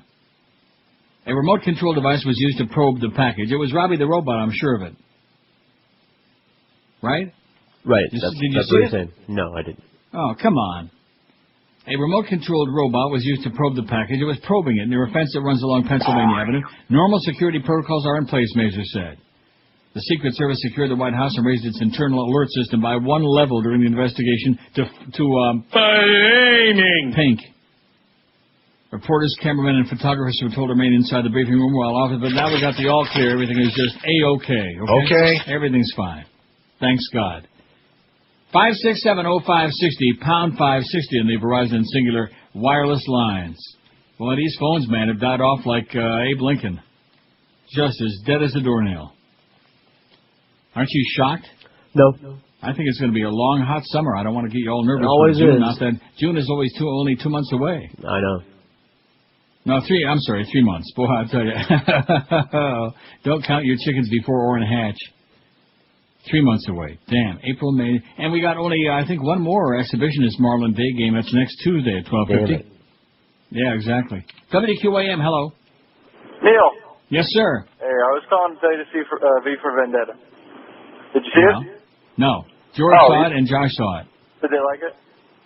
George thought it was okay and Josh liked it a lot. Yeah, I liked it a lot. Actually, while I was on hold a few times when I was calling, I heard you say Christian Crusade. Reminded me of the point I wanted to make on your show a while ago, and I forgot to do it. What has religion Who did produced? Mo? What is it? What has religion produced? What has religion put forward? What inventions has it made? What has it contributed in history of anything? Well, we learned that the Earth was flat. We learned that. Hey, it got a lot of people to heaven. Right. I'm Got a just lot of saying, people these killed. their point of view is based in religion. You know, these psychopaths. We're running the country. They're based on a point of view that's based on what? What has it produced? Based on ignorance and superstition and hocus pocus, all of these things. Anyone who calls in and says charity, my God, who hasn't given something charitable in their life? Yeah. Religion is not needed to give charity. So other than that, I want people to call in and tell me, what has religion done? It's science. Okay, well, listen, when you get your own show, you have them call in and tell you that, because I don't want to hear about it. It's all nonsense. WQAM, hello. Hey, Neil. Yes, sir. I got 2 comments. I just saw Team America the other day. I had never seen it before. Excellent. And why did Michael Moore blow himself up? Because he's a terrorist. He is a terrorist? Well, I mean, according to the right wing, comedy. Sure. Yeah. Yeah. Oh, all right. And the second comment is America, F yeah. I'll cue that right up. Yeah, sure you will. Well, it reminds me of some of the clips they show in the interviews with some of the soldiers in Iraq, you know, about killing some effing, ragheads or whatever it is. You saw that. Well, that was also in Fahrenheit 9/11. All of these movies that we've been watching. Be sure and watch Loose Change Part 2 on our website, even though I know you won't. You won't even look at the Dreamfield pasta thing. We just lost the clout, that's all. And it's just a coincidence that it happened a long time. The new regime came along, it's just a coincidence, I'm sure. We were kicking big, fat, smelly ass for a long time, for years, even on this marginal sports station. And then this new regime came along, and man, oh man, let's talk about dropping the balls. How's that Pompano Park spot coming? I'm serious. I would give them a free spot if Steve Wolf would just fax me direct a copy. He's got the fax number. I'd give him a free spot. Urge everybody to come out for the racing 7:35 tonight. The poker room is open now. 8 minutes ago. We got the slots coming in July. We got simulcasting every day, 7 days a week. Free parking, free admission every day. Right. Racing Monday, Wednesday, Friday, and Saturday. What? Live racing? There it is. I knew it was in here somewhere. Okay, that's enough of that. Don't get choice now. Yeah. It's great. WQAM, hello. Hello. Yes, sir. Can I take the Neil, please? And then, of course, that one scene where everybody's a Matt Damon, faggot, everybody. Yes, sir. Speaking. Hi, Neil.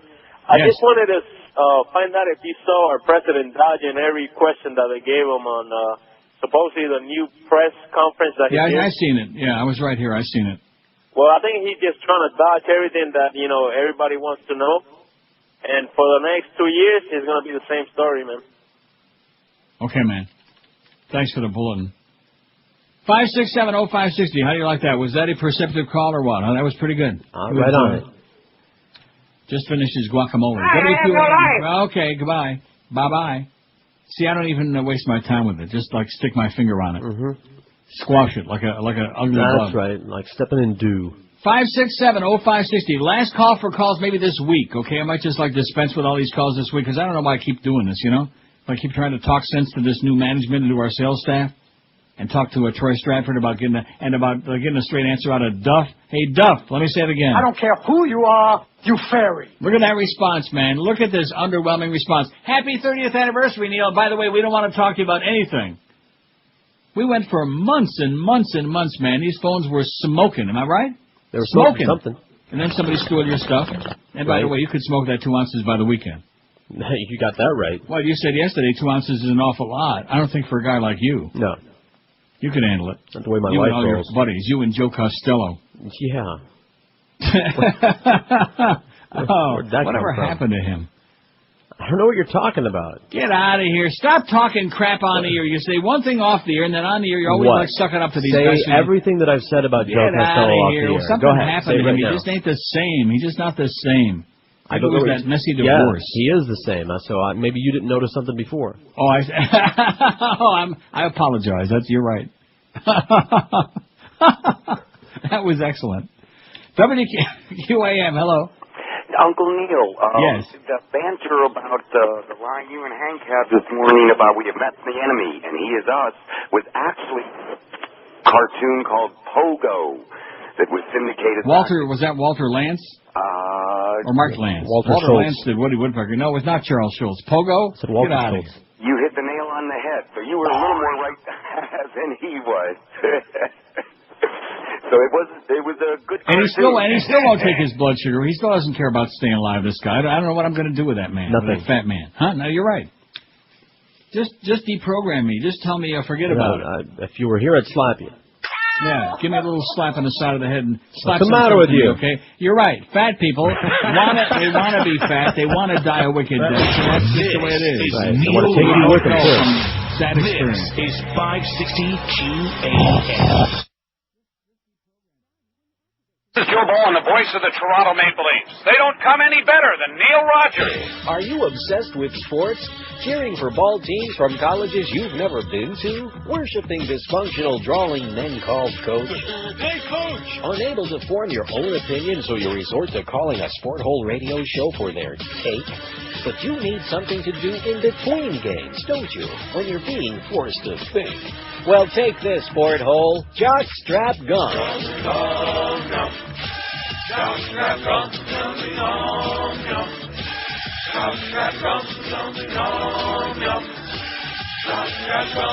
Surround yourself with sports inside and out with the satisfying taste of groin juice.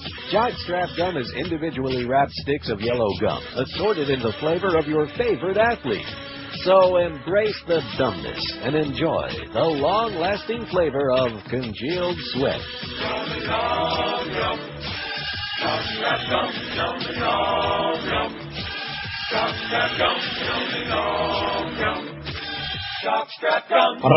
I think that would be an even better slogan than the one I had in mind about this, the QAM, the station that takes the joy out of living. Embrace the dumbness of sports talk. Don't you like that? Embrace the dumbness. I'll wrap my arms around it right now. Okay. 829 vote at 1216. It means like by the bottom of the hour we ought to have about 850. Yeah, we'll do it. We'll get our 1,000 in spite of what Josh said before. No confidence, man. You've seen me do it before. You've seen me put these people over the edge by just slapping them, whipping them into shape. They're so lethargic. It's sad. It's tragic. It's such a lethargic place. Must be that sunshine that just melts everybody into a state of lethargy. Sitting off in a corner in a big lounge chair, shoveling all kinds of Doritos and crap in their fat face. And who the hell am I to talk after eating all that damn ice cream and all that garbage I was eating for? Yeah, that's right, for months. It's a miracle I'm still alive. Yes, it is. And I'm lecturing other people? Just that I happen to discover something that I'm really excited about, and nobody else cares. Nobody, although the Beast was asking. See, and I want to clarify one thing about that Dreamfields, and I'll leave it alone. Because I'm not making no money off of it, and it cost me an arm and 16 legs to have that shipped up here. In fact, I got two shipments. I got enough to feed the Chinese army. But it's not like, because we've in the past had some substitute pastas, and that's why people, diabetics especially, are really very leery of this stuff. Like that slimy shirataki noodle stuff I talked about. Oh, man. Shoe leather. Shoelaces. Horrible crap. But this is like regular pasta. It doesn't have any tofu in it. No soy. No soy what? It's made from durum semolina. I beg your pardon? No soy in what? Speak it in English, will you please? No soy. Gay. Not this week. That's what I heard. Converted. 5670560, pound 560 on the Verizon Singular Wireless line. I've got 45,000 very, very important stories here, but I would much rather talk to you folks, don't you think? Yeah, let's The audience would much rather hear the articulate, the poignant comments that you people have got to, pass along. WQAM, hello.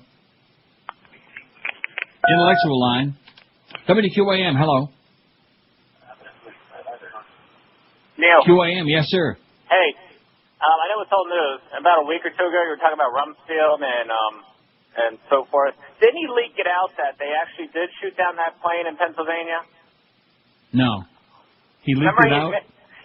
Well, he made a comment. Yeah, he made. It depends on how you interpret the comment. Yeah, it's on that loose change. Go watch it again. Yeah.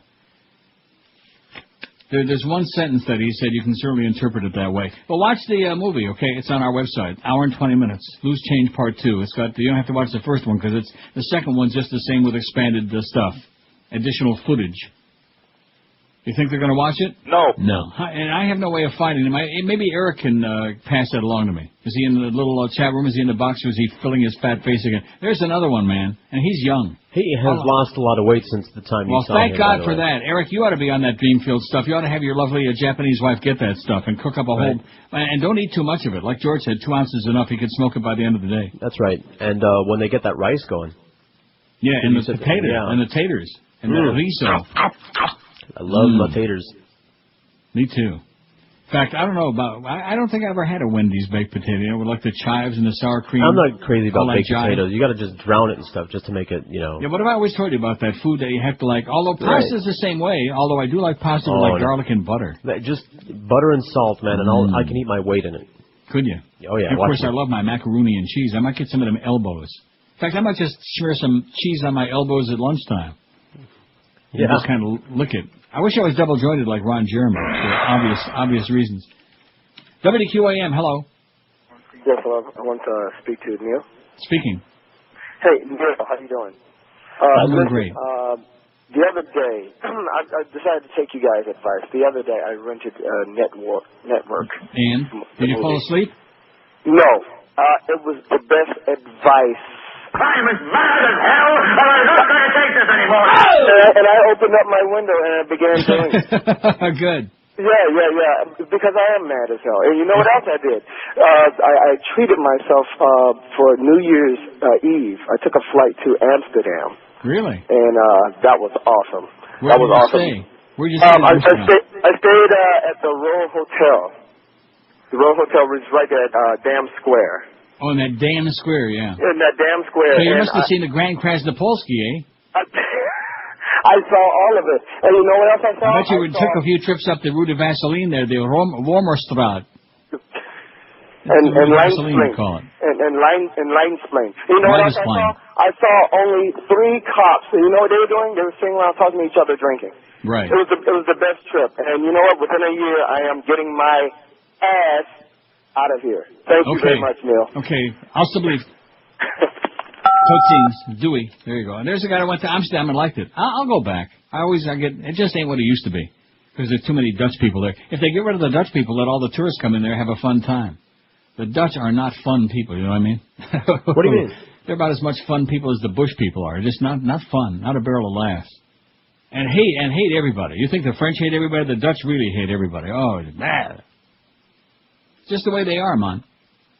And the fact that there's all that permissiveness, it's got nothing to do with them. It's just their government. It has nothing to do with the Dutch people. They're not liberal. They're not progressive. They're not friendly. They're just what they are. They're slimy. They're like those noodles. Remember noodles and that Luxemkugel? 837. They don't like the Jews either, like the Swedes. They hate the Jews. But then again, like that says, everybody hates the Jews. 837 on the poll. We'll get to 1,000. You'll see. If not, we're staying on the air till we get to 1,000. Who's on it, too? Oh, Geldy. He'll wait. He doesn't care. He's not a hard ass like his predecessor there. WQAM, hello. Hey, Neil, have you ever had a big black one in your mouth? WQAM, hello. 567-0560, pound 560 on the Verizon Singular Wireless line. WQAM, hello. Hey, Neil, how are you? Pretty good. Hey, how's the progress coming on the Florida bullet train? Call up your fat-ass governor and ask him how it's coming, okay? It'll be here along with full-fledged casino gambling in about 2 weeks. Full-fledged casinos, craps. In fact, that's your governor's specialty is craps. WQAM, hello. My sugar's high. WQAM, hello. Hey, Uncle Neil. Happy belated 30th. Well, thanks. I was arriving in Amsterdam the day of your 30th, so I couldn't exactly Well, anybody's going to Amsterdam. That's where the whole audience is. They're all at Dan Square. I actually called George the week before I left. Sorry, George. No rules. Damn it. I looked around, but no thanks. But I have give you to $10 say, a piece for him. let me say, George, Josh, it's heaven on earth. It's the best place in the planet. You got to get there. It's great. Amsterdam is the best place on the planet? Well, sure as hell better than here. Oh, well, so is Wheeling, West Virginia. Oh, no thank you. I knew no lady from So Wheeling. is Charleston, South Carolina. So is Binghamton, New York.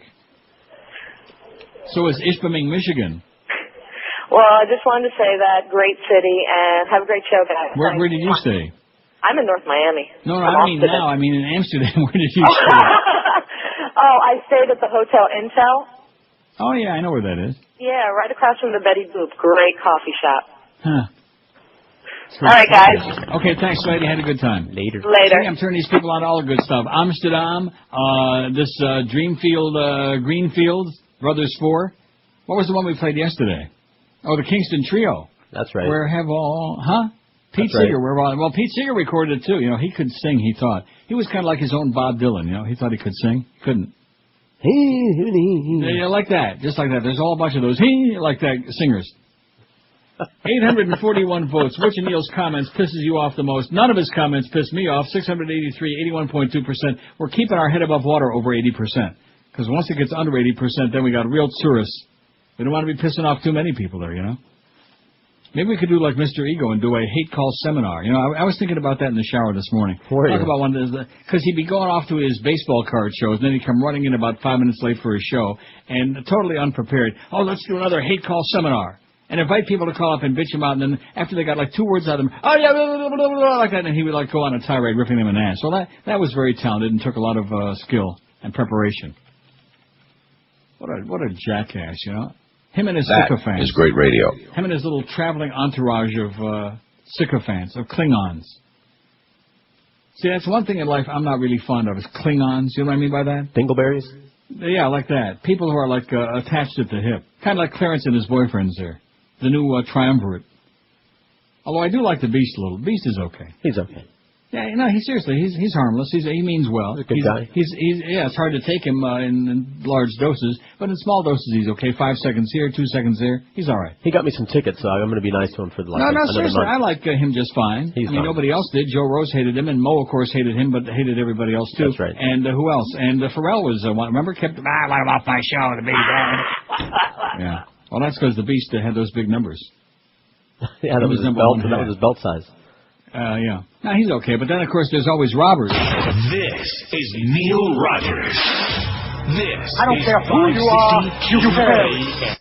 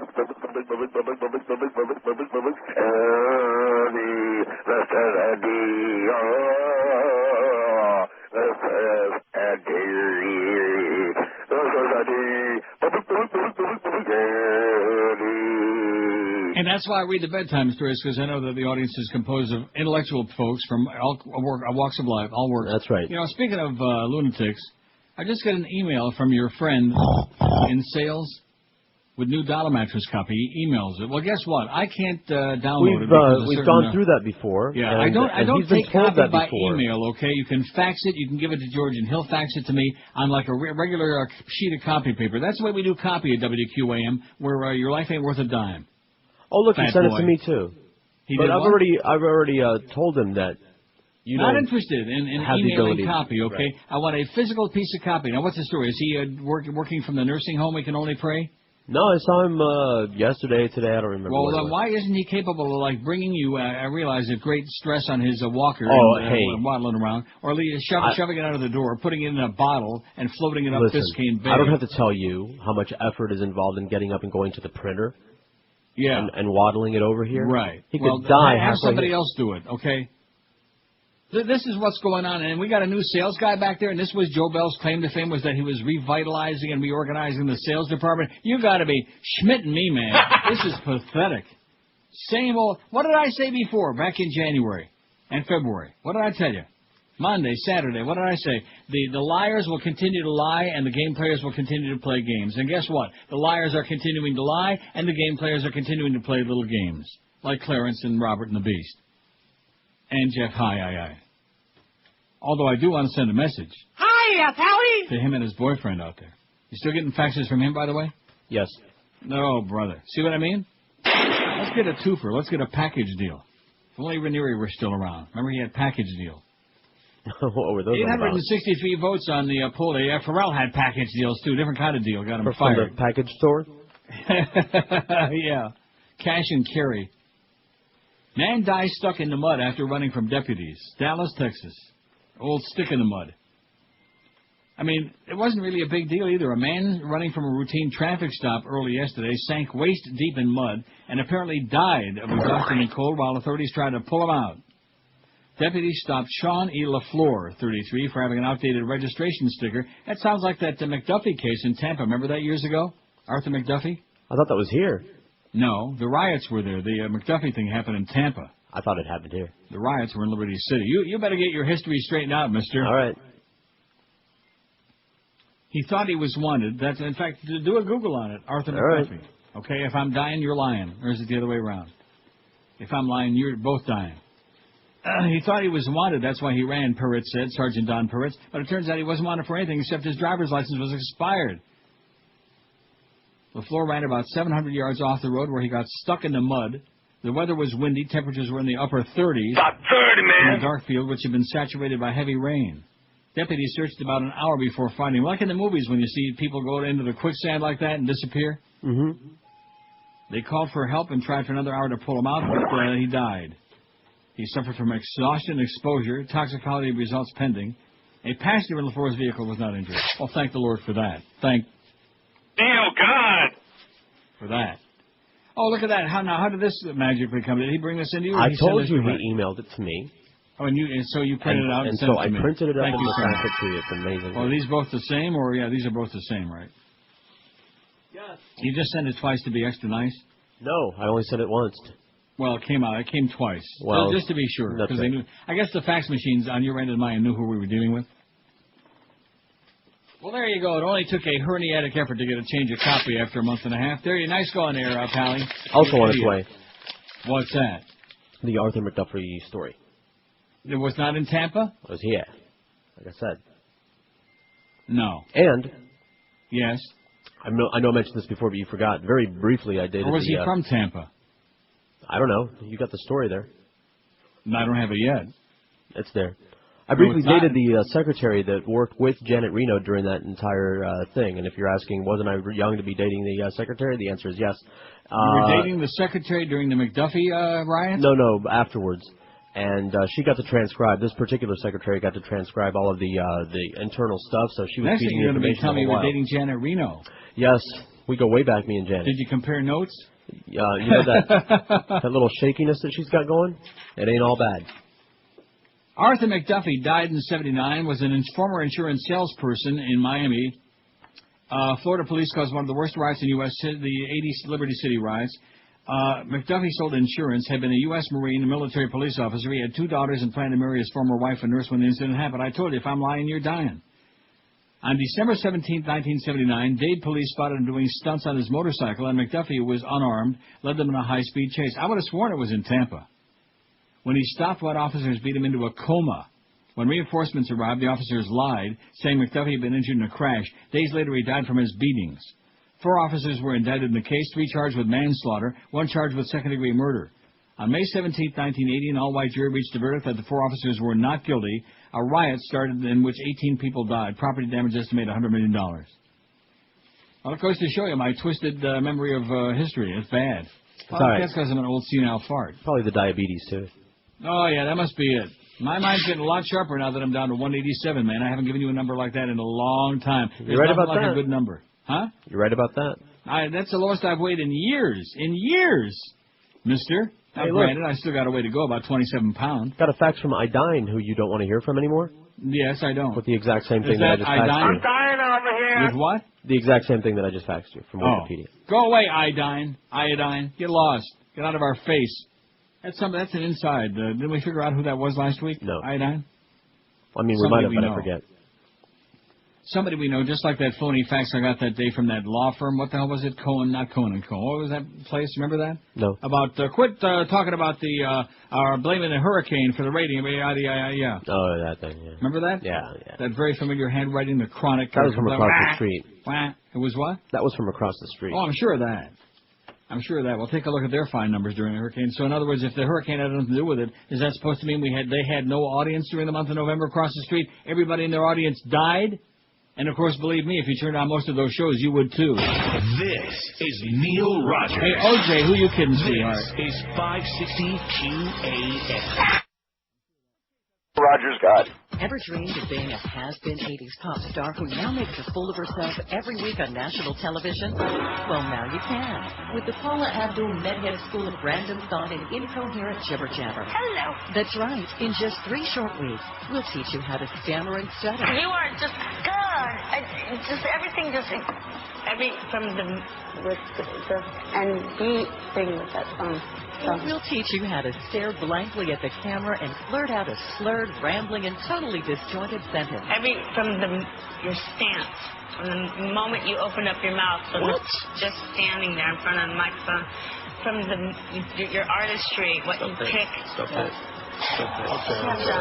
You're actually giving me a headache. Imagine the discomfort and embarrassment you'll create for your coworkers who are forced to sit next to you and behave as if nothing is wrong. It was a complete and utter mess. It didn't capture my attention at all. I didn't get it at all. I'm confused. It was really painful. Honestly. I'm sorry. I apologize, America. Sign up now for your spot at the Paula Abdul Medhead School of Random Thought and Incoherent Jibber-Jabber. Just when you thought it couldn't get any worse, it did. Call now. 1-800-JIBBER-JABBER. That's 1-800-JIBBER-JABBER. 12:45 at 560. I would have sworn that Arthur McDuffie either was from Tampa. There was some kind of a Tampa connection to that story. I'll bet you anything. I'll bet you any amount you want. He probably had heard of Tampa. No. Maybe he went to Burn's Steakhouse once. That might be. 880 votes on the poll, which if we get to 900 by the top of the hour, we should be good for 1,000. And don't forget, it's very important because for every vote that we're short of 1,000 at the end of each day on the show, for each vote that we're short, Josh gets $1 subtracted from his monthly paycheck. That's right. So if we have a bad week, it's going to be like have a minus in front of it. I'm thinking a plus maybe. A minus. Well, what happens if we get over 1,000? Josh is not part of the Clarence fraternity. He's not a fan. He's not Jewish, and he's not part of that little core of the guys that sit around in a circle and I am a fan, but that's beside the point. No, you're not. A what? Football fan? I am, yeah. You like their Parcheesi team? Huh? How about that hockey team? Actually, Miami of Ohio has got a very good hockey team. You know that? There's a little trivia for you, not that you care. By the way, speaking of hockey, we got Geldy at 2 from the Yenta Center, baby, with Eric Reed talking through his teeth at 3:30, the Heat guy. Eric Reed talks through his teeth. And then we got Mad Dog at 4 till 6:30. Panther preview 6:30 tonight, and the Panthers host the Washington Capitals and Alexander Ovechkin. Don't be kvetching if you don't see Ovechkin. He got benched the other night for being a jackass, but he's a great player. I don't care. I don't care what anybody writes. He's great. Alexander Ovechkin. You can go to see him. Okay. Well, they're playing the Panthers and the Capitals. It's a must game, 7 o'clock tonight. Panthers are on fire, baby. They're smoking it. You go there for that. Sure. And on 1360 AM, we got the Hurricane warm-up with laryngitic Clarence and spastic Joe Zagacki. 1360 AM, WKAT at 7:30, 8 o'clock, Hurricanes in Michigan, NIT. Eddie K on QM at 10. It's really, what a joke. It's the only station I've ever worked on where I have to give like the program lineup for 2 different stations because we're always farming it out. That ought to be our billboard campaign, farm out. 887, boy, I'm in heaven. We're going to make that 1,000 just to show Josh a thing or two. You didn't think we could do it. Whatever you say, man. I'm telling you, you had your doubts. You've seen me in action do this thing and force these people, whether they want to or not. They don't wanna. They don't wanna get off their ass and go to the computer and cast a vote on there, you know. Just for vote, none of his, what he says pisses me off. That'll keep it over 80%, because if it goes under 80%, we're all going to get fired. Because we don't want to piss off her. Then Joyce will stick her fine finger into it. So you were dating who? You were dating Janet Reno's girlfriend? That's right. Wow. Make something up. The bigger the better. Well, I didn't understand what you said. The secretary of the McDuffie thing. Listen, the state attorney has a secretarial pool. Oh, the state attorney has that, which would have been Janet Reno at Catherine the time. Fernandez Rundle, you were dating her? That's right. Yeah, those kids of hers, they're mine. I see. They're always getting into trouble and getting arrested. Here's more about that good old time religion, by the way, that some of you are defending. We're not too happy with that. Let's see, how many people? 31 people say they're most pissed off my comments about religion. Well, you know what? Too bad. Raspberry. A big, juicy raspberry with whipped cream on it. Sounded like a god fart to me. It was not a fart. You know, you're just, I tell you, you were one step away from having Joyce come there and beat your ass with a club. I'd love to meet her. Yeah, I bet you would. I bet you she farts. I bet you she farts rancid. Oh, my God. You would just swoon. Like death. You would swoon if you were in a small elevator like the one there at our building. They you were in an elevator out with Joyce, and she cut some nasty, nasty elephantine cheese. You would be plastered against the side of the wall, gasping for an oxygen mask. I have no doubt. That's what I hear. That's what Norma Kent said. Said she farts up a storm right there at lunch. In the days of the Taliban, this is that religious. This is more on the story we had yesterday about the guy that's probably going to get offed, or at least is going to because he converted to Christianity. And thank God we got rid of the Taliban and we're promoting freedom and democracy in Afghanistan and Iraq. That's right. Freedom is on the the march. In the days of the Taliban, those promoting Christianity in Afghanistan could be arrested, and those converting from Islam could be tortured and publicly executed. That was supposed to change after U.S.-led forces ousted the oppressive fundamentalist regime. But the case of 41-year-old Abdul Rahman has many Western nations wondering if Afghanistan is regressing. Absolutely. Regressing. Moving in the wrong direction, kind of like Iraq. Regressing. Not progressing, regressing, like this radio station under the new regime. Rahman, a father of two, was arrested and is on trial for rejecting Islam. The Afghan constitution, which is based on Sharia or Islamic law, says that apostates can receive the death penalty. They want to sentence me to death, and I accept it, Rahman told reporters last week, but I'm not a deserter, not an infidel. Who do you like better, Fidel or the infidel? Oh, infidels, please. He had been arrested after telling local police, whom he approached on an unrelated matter, that he had converted to Christianity. Not a good choice, not a good idea, Abdul. Reports say he was carrying a Bible at the time, an even worse idea. Oh, my God. He said he converted to Christianity 16 years ago after working with a Christian aid group that assisted refugees in neighboring Pakistan. Yesterday, a state prosecutor said Rahman may be mentally unfit to stand trial. We think he could be mad. He's not a normal person. He doesn't talk like a normal person. The AP quoted prosecutor Sarah something or other Zamari is saying. Senior Zamari. Yeah, careful. Moyadun Baluk. Baluk, Yeah. Baluk. Yeah, maybe he knows Eddie. A religious advisor to President Karzai said Rahman would undergo a psychological exam. Doctors must examine him, the AP quoted Baluk as saying. Wonder if he's kin to Bernard Baluk. If he's mentally unfit, definitely Islam has no claim to punish him. He must be forgiven. The case must be dropped. But on the other hand, oh, wow. Rahman's case raises thorny issues between Afghanistan and its Western allies, and U.S. officials this week made certain that Afghan Foreign Minister Abdullah, who's in Washington for talks, he's akin to Jose Jimenez, who's in Washington for talks on the U.S.-Afghan strategic partnership, understood their qualms. They have qualms. They have issues. We have underscored also to Foreign Minister Abdullah that we believe that tolerance and freedom of worship are important elements of a democracy. U.S. State Department spokesman Scott McCormick told reporters Tuesday, when's that going to start in America? We urge the Afghan government to conduct any legal proceedings in a transparent and fair manner. There you go. Freedom of religion. We used to have freedom of speech, freedom of religion in America, and now we're sending them all abroad. It's like we're outsourcing jobs, we're outsourcing freedoms too. I mean, we don't have them anymore, but somebody somewhere might someday. Yeah, where? Not a good idea. Well, I don't know where yet. Maybe in Amsterdam. 894 vote. We'll pass 900 this hour like Josh is like sliding down a slippery slope on a toboggan. 894. The religion one is, well, let's see, it's right behind politics. 4.1% are pissed off by my come. Well, that's too bad. Those are the Bush people. What is it going to take? Who did Mo? Huh? My God, when are you going to wake up and sniff the pansies already? What is wrong with you people, for crying out loud? How long can you get lied to and sold a bill of goods before? I mean, you're really that stupid? Yes. That idiotic? Absolutely. That naive? Absolutely. That gullible? Absolutely. Jesus, God almighty. Christ. 4.1% of this audience is still hanging on. Oh, gee, you're picking on our president. He's our president. We have to support the troops. How come you hate America? I'll tell you one thing. What I hate is that 4.1%. Dumber than sawdust. Dumber than a box of lilacs. Gore not planning to run for president. Speaking of presidents. Lockbox. Former Vice President Al Gore, who invented the Internet, says this week he's not planning to run for president in 2008, but hasn't ruled out a future in politics. I'm enjoying what I'm doing, he told an audience at Middle Tennessee State University in Murfreesboro, where he gave a lecture on global warming, one in a series. I'm not planning to be a candidate again. I haven't reached a stage in my life where I'm willing to say I'll never consider something like this, he said, but I'm not saying that to be coy. I'm just saying that to be honest, that I haven't reached that point. Not to be coy, you understand. Gore, a Democrat, no less, it says here, lost the electoral vote to George W. in the fixed election in 2000. We know that. Some Democrats still keep him in mind for another presidential run, and according to early polls on potential candidates, he's not doing so bad.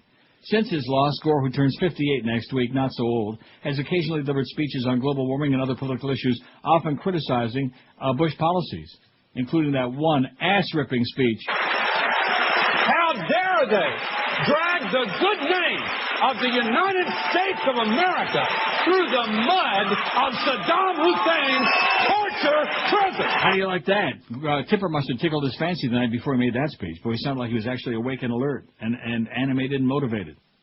He also co-founded a useless TV network, Current TV, which started in August, mostly features documentaries by young filmmakers. Remember that was supposed to be a liberal station to counteract like Fox and all the other fascist news we get? No, but it was not.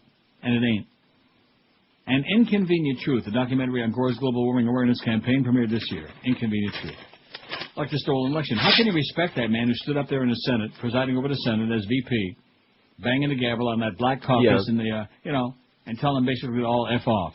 Just like that thing with the fat people, the same thing. F off. Sit down, sit down, you're out of order, and he's banging the gavel. I'm telling you, some of these people, I could be wrong, I think some of these people were made an offer they couldn't refuse. You think so? After 2 fixed elections, I have no evidence of it. I have no proof. It just being the suspicious and paranoid individual I am. We got 900 votes, by the way. Nice going, guys. Told you we could do it. Piece of cake. We'll pass 1,000 like George rolling up a big fat one in the Herald. Actually, I'm a lousy roller. I have people to do that for me. Oh, a holy roller. That's right. Maybe that's what you need for salvation. George needs a holy roller. That's right. Come by and bring your own papers. Samples and bring your own applications papers.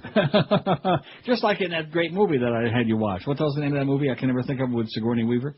Oh, Imaginary Heroes. Yeah, where she went in.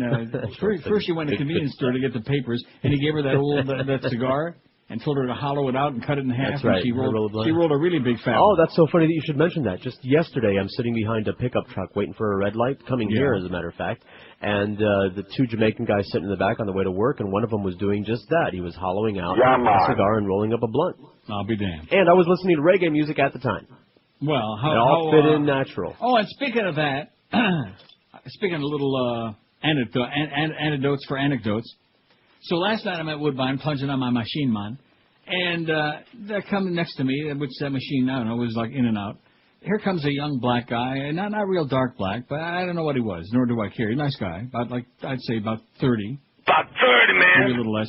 And he sits down, and he puts in his $20 bill, and he gets to spin $125.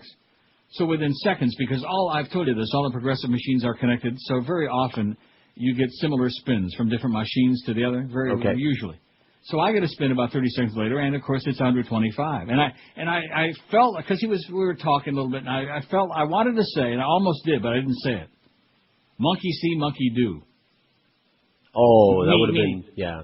Meaning me. In other words, in other words, he got the 125 first, then I got it. Now, that would ordinarily. You see what I'm saying? And I thought, that would be bad. Would that have been bad? Abort. Well, I did. I did not say it. Would that have been in bad style? It probably could have been misconstrued. That's what I was afraid of.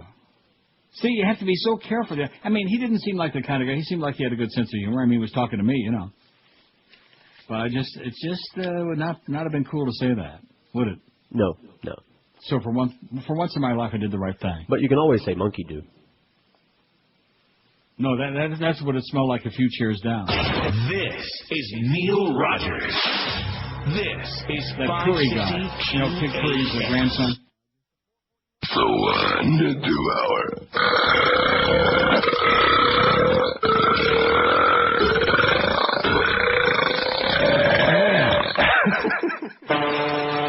Dubai Ports World, headquartered in the United Arab Emirates, in the Middle East. Seriously.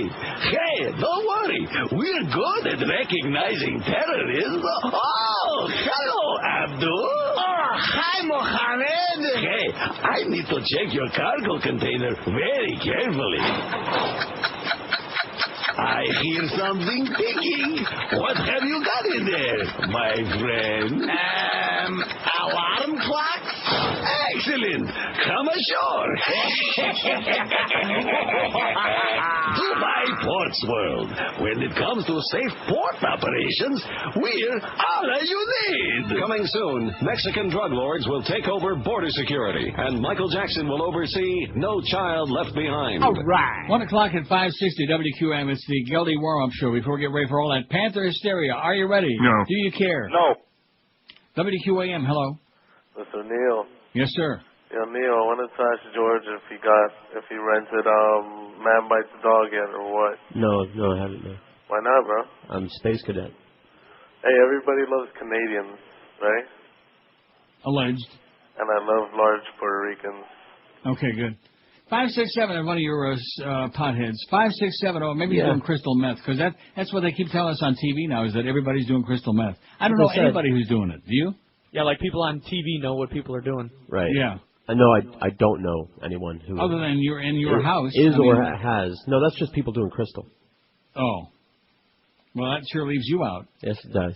5670560 pound 560. Boy, you talk about opening up a door you could drive a Mack truck through. That was a nice job. That's called a setup in the industry. Pound 560. No, it's not. The only setup we got is in that sales department. Boy, oh boy, I'd like to have a setup back there. Good God. And then this was the claim to fame. This was the new regime. This is what they were going to really reorganize and get it. It's only March 22nd for crying out loud. Oh, man. What are you people thinking about? I think next time I go to Italy, I'm going to take a box of my pasta along with me. They would never do it. They would take it into a restaurant and say, here, cook this. Yeah, the restaurant say, hey, cook this the way you cook your pasta, with the cheese inside. Oh. They'd say, ba fondue. Exactly, fondue is right. Well, speaking of fondue, how's Duff doing?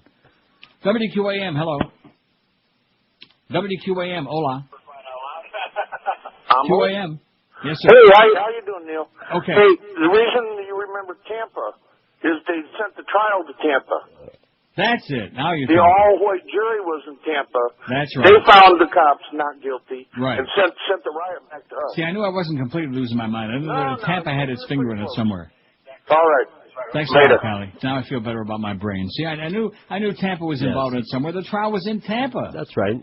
But it was the result of the trial that pissed everybody off in Liberty City, and that's why they went out there and did their thing, man, and just it was horrendous. And then I remember, it seems to me, I'm trying to think back to the day, but I was on INZ, and that's years later. Maybe it had nothing to do with that one. Did we have other riots in the 80s? Late in the 80s?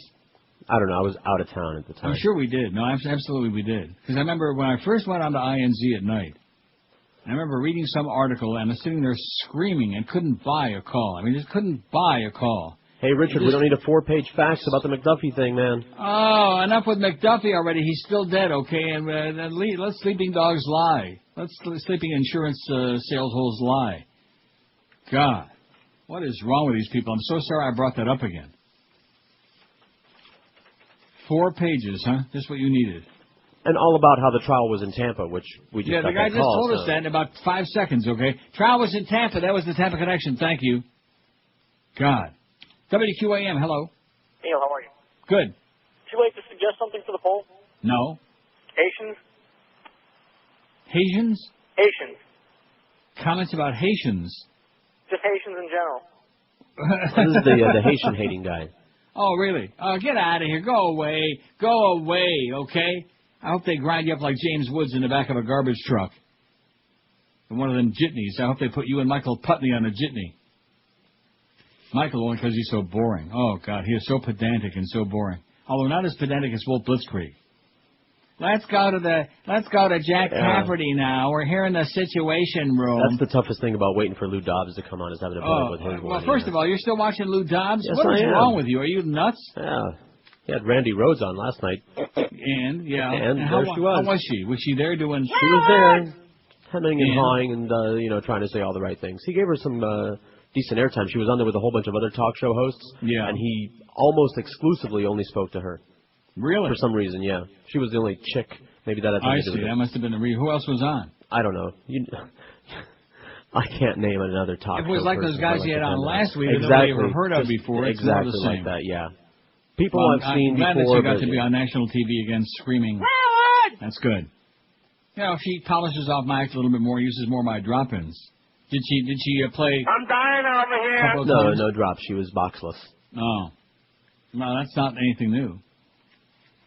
927 votes on the poll. We got a real good shot at that 1,000. You people need to lean on that thing on NeilRogers.com and take a look at that Dreamfield. It's not a sponsor yet and probably never will be, but I don't care about that. We're not doing that for the money.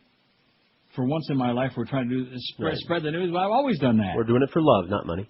You know, whether it was Ben and Jerry's fish food, whether it was bagel bites, whatever the hell it was. And usually that's what we got in return was a bite in the ass. We never got nothing, you know. We got the Boca Burgers on the air eventually. Remember that? Right. Dreamfield's low-carb pasta, right above right above Osama, whichever one it happens to be at the moment. That's a beautiful likeness of O.J., by the way. Two obnoxious murderers, both reviled by anybody with a brain.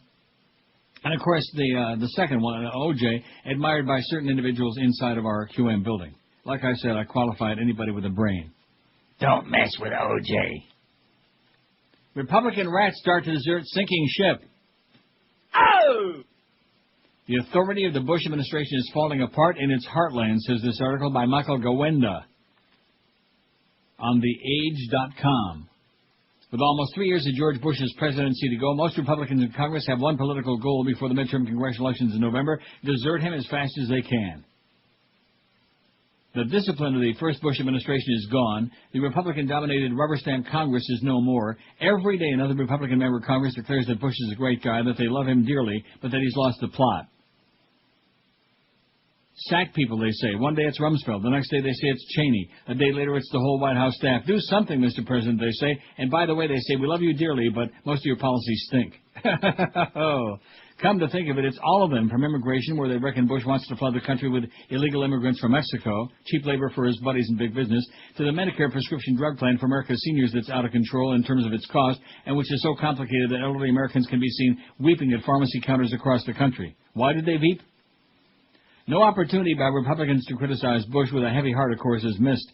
When commercial radio shock jocks suddenly discovered that the Bush administration had approved the takeover of 6 American ports by a Dubai company by Arabs, the Republican leaders in Congress were in danger of causing each other injury as they made the dashboard, the TV cameras, and microphones to say, in essence, that Bush had lost his marbles.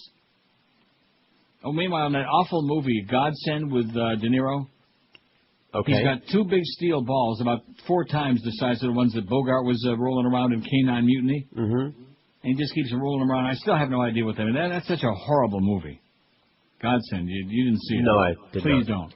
Saw part of it. I told you. Don't. The Democrats, meanwhile, are more or less all over the place on every issue except the Arab takeover of these American ports, where their outrage was outrageous and frankly racist. The Congress of the world's sole superpower appears to be an undisciplined rabble. On the key issues that Americans are really worried about, and Iraq is overwhelmingly the most important one, neither Republicans nor Democrats in Congress have a clue as what to do. That's the part I agree with. Neither does Bush, who increasingly looks and sounds as if he's weighed down by the relentless bad news from Iraq and the daily crises and political missteps that have plagued the second term. It was in this political environment that the Republican Party's Southern Leadership Conference met last week in Memphis. The highlight of the 2-day conference was a straw poll of the 2,000 or so Republican Party activists and supporters of the leading candidates for the party's 2008 presidential nomination. The one candidate who wasn't in Memphis and was not part of the poll was former New York City Mayor Rudy Giuliani, who in poll after poll is far and away the people's choice, that includes Republicans, for the party's nomination in 2008. Most political analysts seem to agree. What Bernie Kerik is going to be like an albatross around his neck, if he gets it.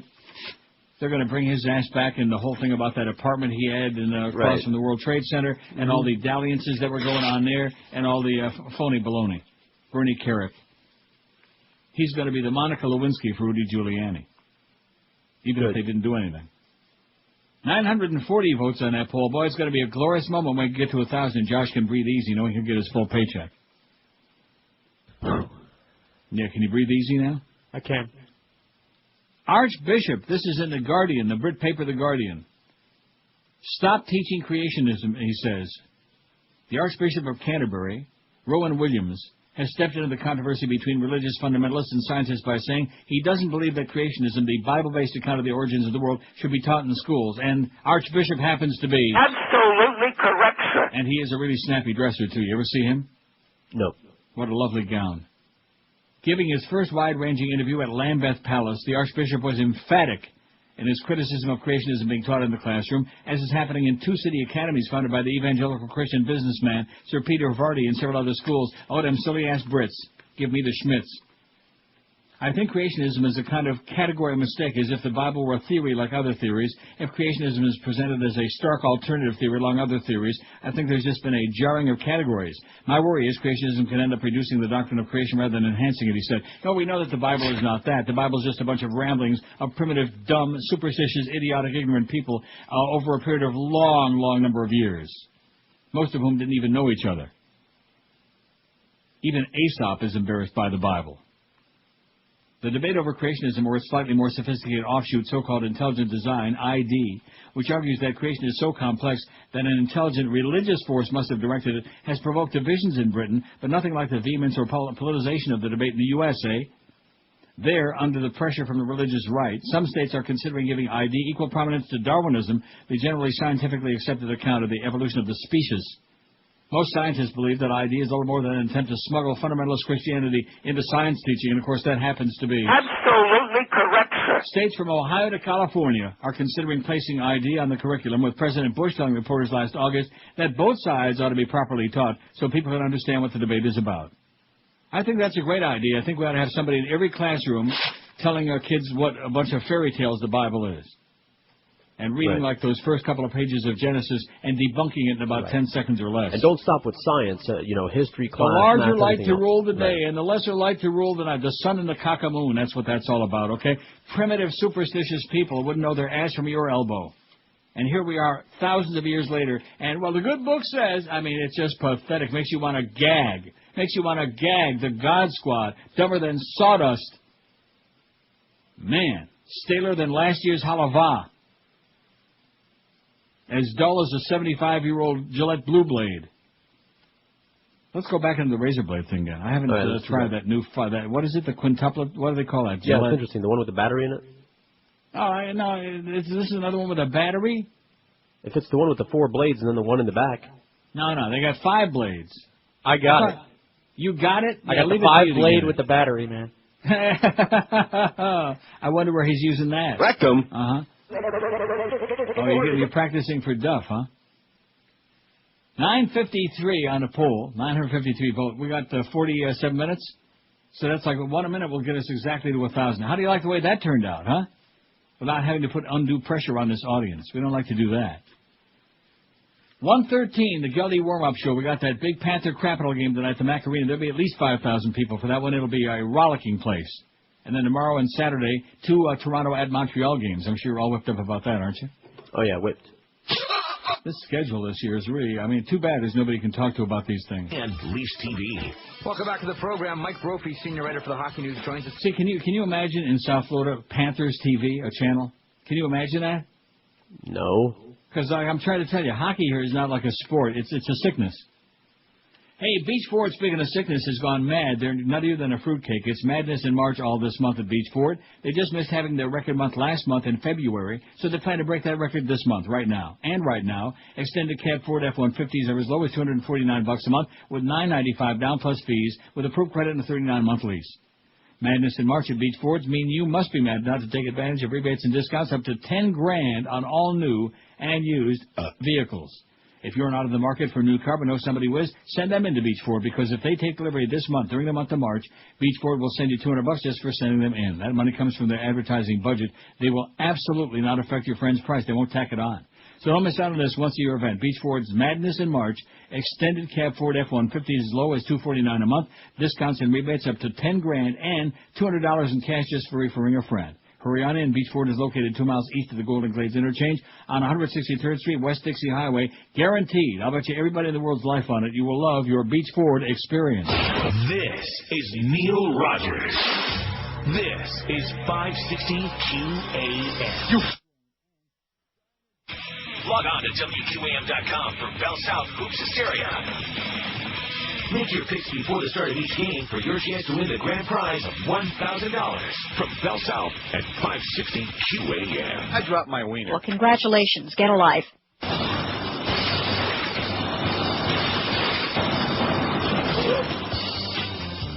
Bushes ain't winning. Watch it, now watch it.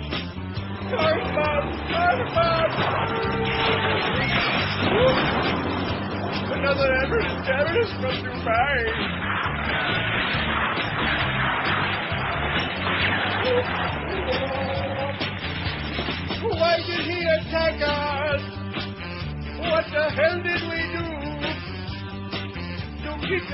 here we are hanging in brand new torture room. Bush is a bully. Absolutely. Bush is a bully. Keeping the Christian right, the Lutheran right. Bush is a bully. Bush is a bully. A fascist bully. I don't care who you are, you fail. Kill your families.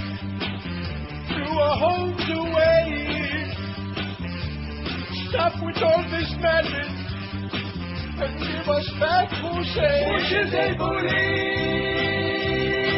Bush is a bully. The whole world hates you. Go away, you went there. Bush is a bully. Bush is a bully. A fascist bully. Watch him now, watch him. Let him out.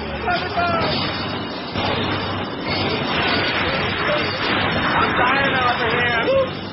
119 at 560 WQAM. There was that sound again. It sounded like Duff bleeping out the Howard Stern show on That's QAM. Right. Had that same kind of whoopiness to it? Yeah, that kind of sound to it. 972 votes on the poll, and we got 40 minutes till 2. Boy, we got this made in the shade, you know it? Ye of little faith. Can't believe how some people are just so, take that defeatist attitude. I guarantee that fundraiser will get to like 20 grand. Yeah, I'm pretty sure about that. Total. You think? No, I take it back. I won't guarantee it. North Korea suggested yesterday it had the ability to launch a preemptive attack on the U.S., according to the North's official news agency. And there's a picture of Kim Jong-il, who looked a hell of a lot better in Team America.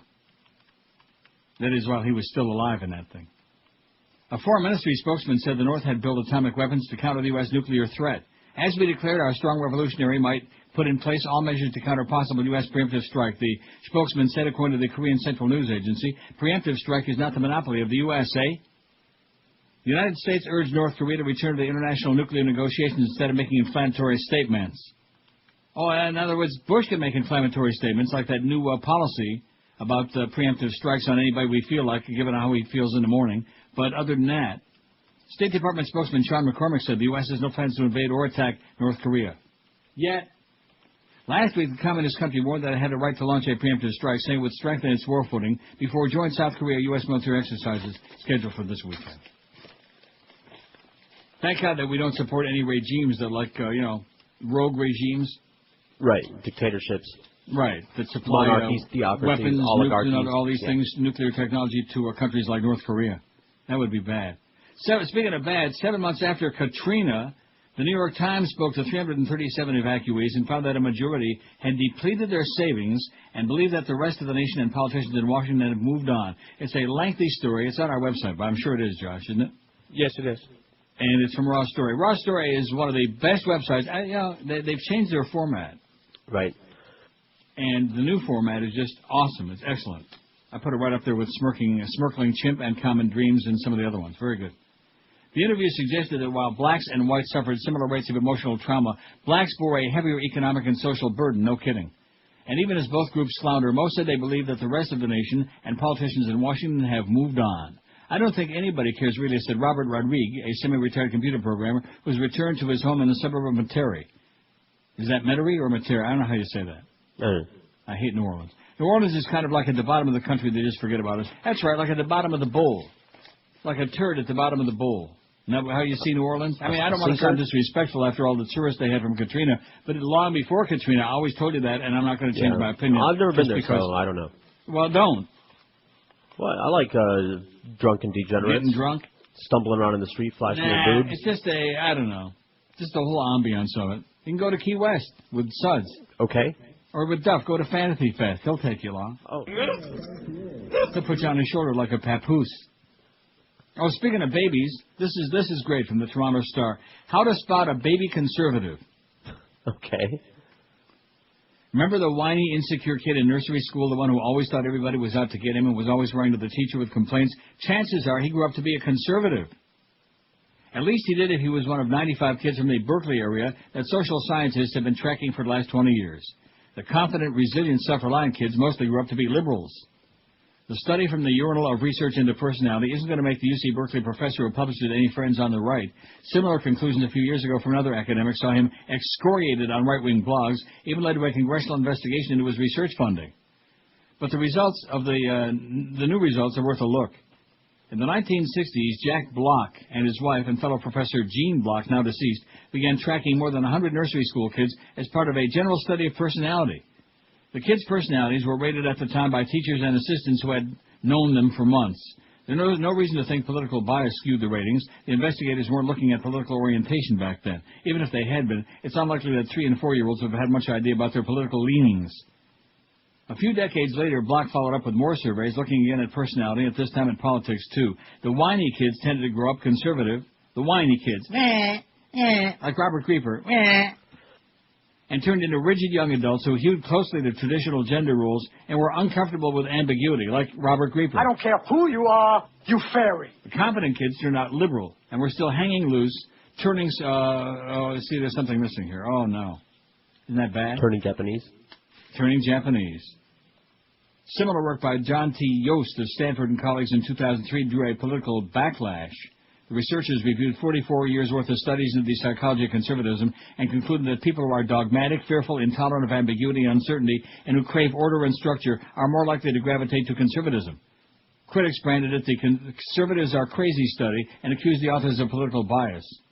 Well, what's wrong with that Conservatives Are Crazy study, huh? Oh, it's better than that Conservatives Are Stupid study that we just did. Yost welcomed the new study, saying it lends support to his conclusions, but Jeff Greenberg, a social psychologist at the University of Arizona who was critical of Yost's study, was less impressed. Well, what do you expect, Arizona? Home of just about every right-wing nut group on the face of the earth. I found it to be biased, shoddy work, poor science at best, he said of the Block study. He thinks insecure, defensive, rigid people can as easily gravitate to left-wing ideologies as right-wing ones, says this Jeff Greenberg. Another self-hating Jew like Robert Creeper, no doubt. He suspects that in communist China, those kinds of people are likely to become fervent party members. See? Comunista. The results do raise some obvious questions. Are nursery school teachers in the conservative heartland cursed with classes filled with little proto-conservative whiners? Or does an insecure little boy raised in Idaho or Alberta, surrounded by conservatives, turn instead to liberalism? Or do the whiny kids grow up conservative along with the majority of their more confident peers, while only the kids with poor impulse control turn out to be liberal? The grown-up liberal men, on the other hand, with their introspection and recognition of complexity in the world, could be seen as self-indulgent and ineffectual. I'll agree with the self-indulgent part. What's wrong with that? Whether anyone's feelings are hurt or not, the work suggests that personality and emotions play a bigger role in our political leanings than we think. All of us, liberal or conservative, feel as though we've reached our political opinions by carefully weighing the evidence and exercising our best judgment. But it could be that all that careful reasoning is just after-the-fact self-justification. What if personality forms our political outlook, with reason coming along behind, rationalizing after the fact? It could be that whom we vote for has less to do with our judgments about tax policy or free trade or health care, and more with the personalities we've been stuck with since we were little kids. How do you like that, huh? You little panty-waist whiners, whatever the hell you are. Exactly. Like I said before. I don't care who you are, you fairy. This is Neil Rogers. This is 560 QAM. Absolutely. Down to the strip joint, fat men go. Oh. Keep the dollar in the gutter of the tattooed hole. What are you going to do about it? He said, honey, got money for you. But when you take me back into the private room.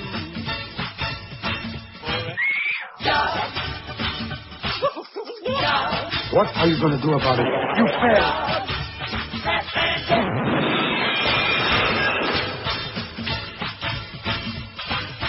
Take your clothes off, she insists.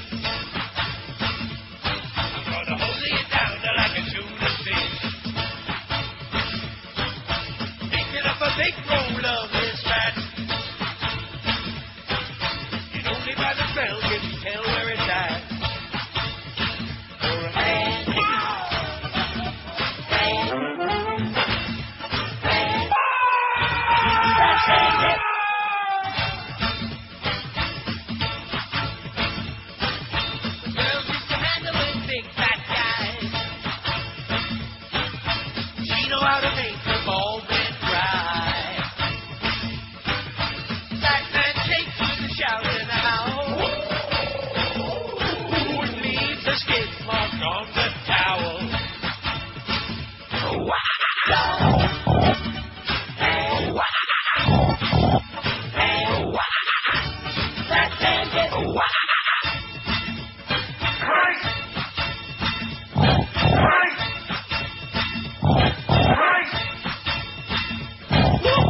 131 at QM. You notice that email, by the way, that piece of copy? He presents it, Fat Boy does, like he's doing me a favor.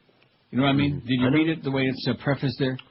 No, I Oh, look at this. I'm getting you a new piece of copy, and I told the people over there, yada, yada. Yeah, right. Stale. Staler than last year's Matzah Man. Pathetic. 998 votes on the poll. We'll have 1,000. I bet you if I click this. What do you got? I clicked it. 999. 998, so you're ahead of me. The next one, the next vote will be the 1,001, and Josh is going to come over to your house and give you a big kiss on your lips. Well. Send a picture. The next one, I keep refreshing Me too. it. It's still there. It's stuck. It's still $9.99. Well, I guess they want like a cash prize, you know. Still $9.99. Refreshing it again, and it's still $9.99. Oh God. What is it again, Robert? There you go. Oh, kind of like an echo on that thing too. He ought to be in an echo chamber. Idiot. Saudis ban men from selling lingerie. How do you like that? Oh, my gosh. Sure glad I got mine up front. I saw a woman, I told you this before the show, there was a woman in my building downstairs yesterday, and she had the full burqa on, the whole, the ganze, the whole deal. Now, since it's still a little bit cool up there, was it a fur burqa? No, it was not fur. I don't know. In fact, I said, what is that fur? And she said, for the halibut. It's a fur burqa. Yeah, for a while. I just, it's just shocking to me to see 1,004 votes, no sweat. Told you, Josh, you're safe. I don't know. Is it, you call that intolerance? The fact that when I see that, I think, what kind of Stone Age crap is this? Or do you think it's just common sense? Yeah, that works for me. The Saudi government warned store owners yesterday that they have 2 months to comply with a decree banning men from selling lingerie and other women's apparel or face punishment. Like off with your head, off with your arm, off with your... Yeah, that too. In ads published in several Saudi papers, the Ministry of Labor called on all women's clothing shop owners to comply with the decree issued 2 years ago in order to increase employment opportunities for Saudi women. Penalties and fines will be levied against store owners and male clerks who violate the ban, said a statement by the ministry, adding it will go into effect June 19. The decree also says that stores selling lingerie must conceal that section from the rest of the shop in compliance with the ultra-conservative kingdom's strict segregation of the sexes. See, this is democracy on a march in Saudi Arabia. Not. A number of Saudi women had expressed disquiet at having to buy their underwear from men, Saudi papers reported. At a meeting on Monday, Saudi business owners pleaded with Deputy Labor Minister something or other Al-Humaid to delay enforcing the ban to give them a chance to train women to work in stores. In Saudi Arabia, where Sharia or Islamic law is the rule of the land, all public space is divided into male and family sections, with women only admitted to the latter in the company of their husbands or guardians. There are no fitting rooms in clothing stores, and customers, both male and female, must try the items at home after buying them. A lot of refunds. But I guess those burqas kind of hang loose, you know? They're just hanging loose. Wouldn't you think? One size fits all. Like those extra large T-shirts we got for that campaign. They were getting people, oh, can't you get my size? Oh, brother. I think we're going to have, get a big cross right next to Chuck's there on the corner. And we're going to, put, on Easter Sunday, that'd be a good idea. We'll put Duff up on the cross on Easter Sunday and crucify his ass. He's probably used to it. Oh, and speaking of racism and attitudes, all of these things, a third of the French people say they are racist.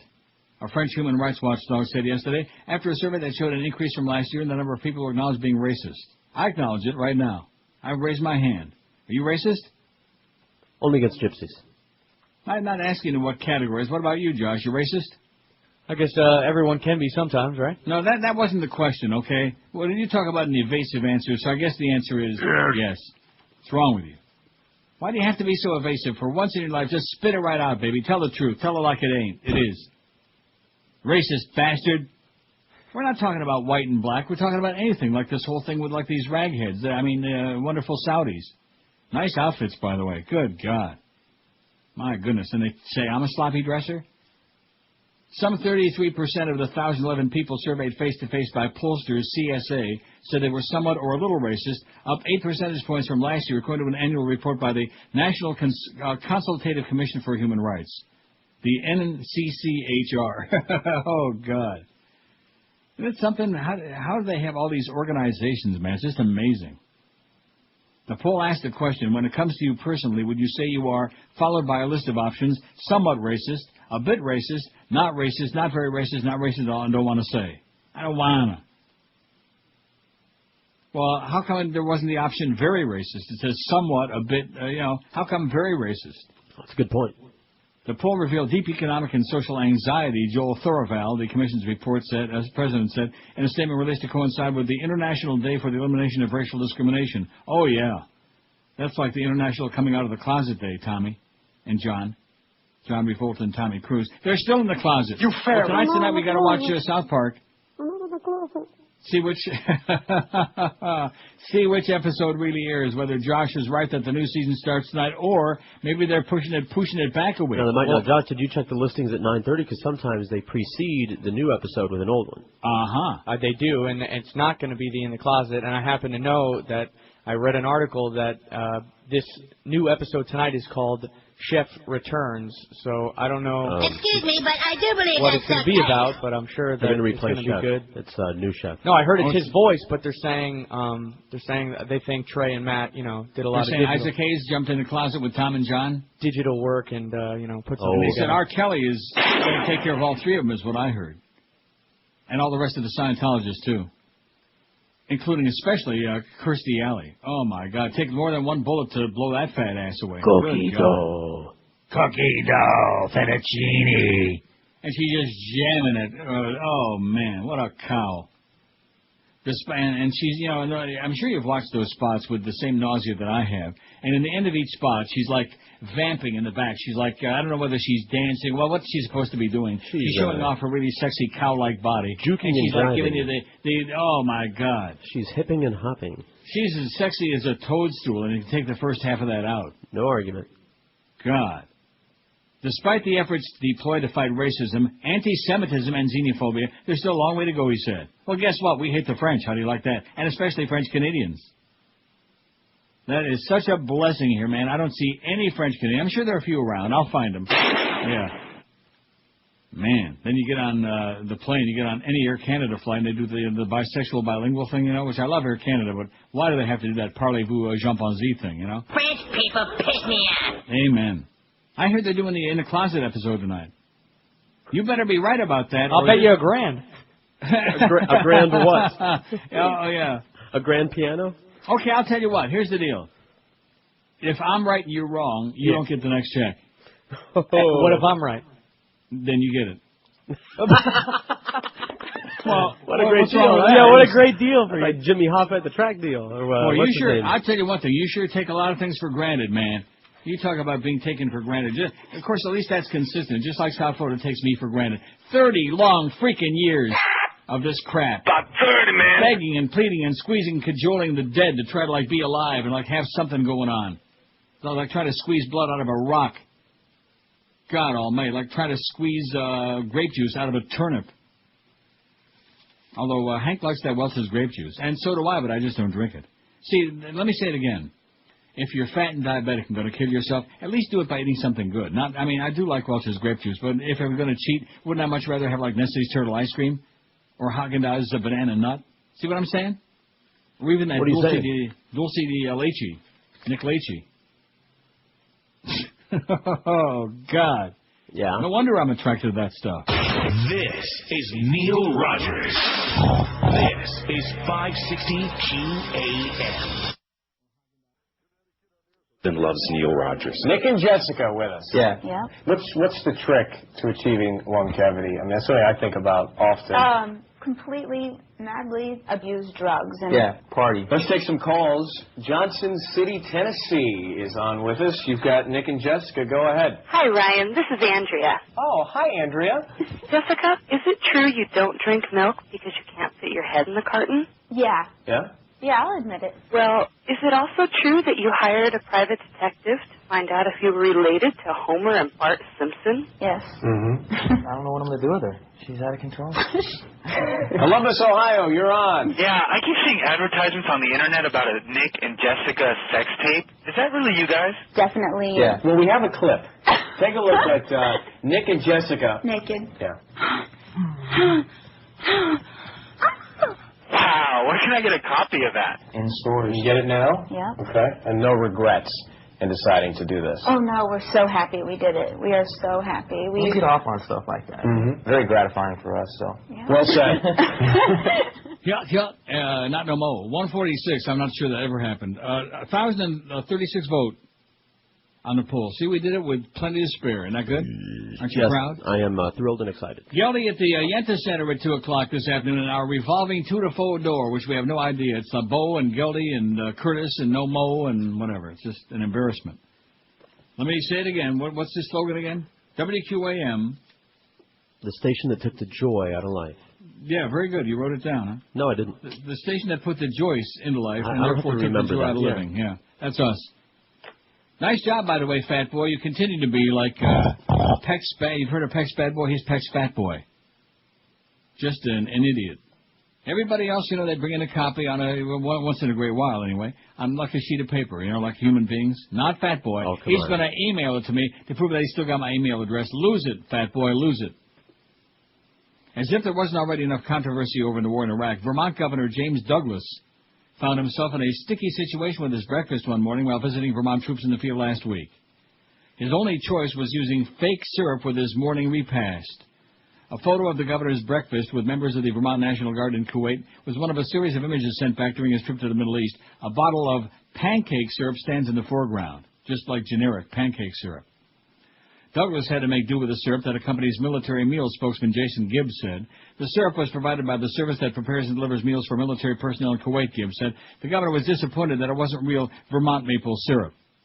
Well, let me ask you, who's more famous for maple syrup and maple products, Canada or Vermont? There's no question. What? It's Canada, man. Oh. You got the leaf on your we got the maple leaves for crying out loud. The maple everything. They got maple leaf cookies and candies. That's and right. Maple... And you know something? Fat. Even living near Canada, man, the maple on everything. I could live without it. Yeah. And after this season, maybe I could live without the make-believes, too. The state is joining a second year of Operation Maple Sweetness, which sends Vermont maple syrup to members of the military serving overseas. Operation Maple Sweetness, isn't that sweet? Aw. He's very proud of all the maple producers who are contributing to the operation that we hope one day might eliminate fake syrup all throughout the world. Gibbs said, we don't want that fake syrup. It's kind of like IHOP, you go in, they got all them jugs of different boysenberry and poisonberry and our blueberry. fine sponsor IHOP with that really great syrup and that right, fine that's what I'm saying. They got jugs of all them different flavors. Right. You got it. That's whatever you like, they got it. IHOP right over there. Last year, the project, a collaboration between the state Vermont syrup makers, realtors, and other groups, delivered 500 gallons of syrup, said Lieutenant Governor Brian Doobie, who's smoking one right now, who worked on the project. This year's organizers hope to double that amount, Doobie said, appropriately after a Monday spent working on his family's own syrup operation in Fairfield, Vermont. I've never been in Vermont. You ever been there? No. Josh? I have not, no. Well, let's take a field trip to Vermont. Let's do it. You pay, right? I'd rather go to Amsterdam. No. You pay, right? It's not that far away. I'll tell you what, we'll let Josh take the Beast and Robert, and they can go camping together in Vermont. What? They can set up their pup tent. Oh, I'll take the Beast and Robert camping up in the Carolinas. I got a better place. How about Georgia? I was thinking Aintree myself. Same thing. They don't cotton up the their Cohulasi River, where they ain't going to be seen no more.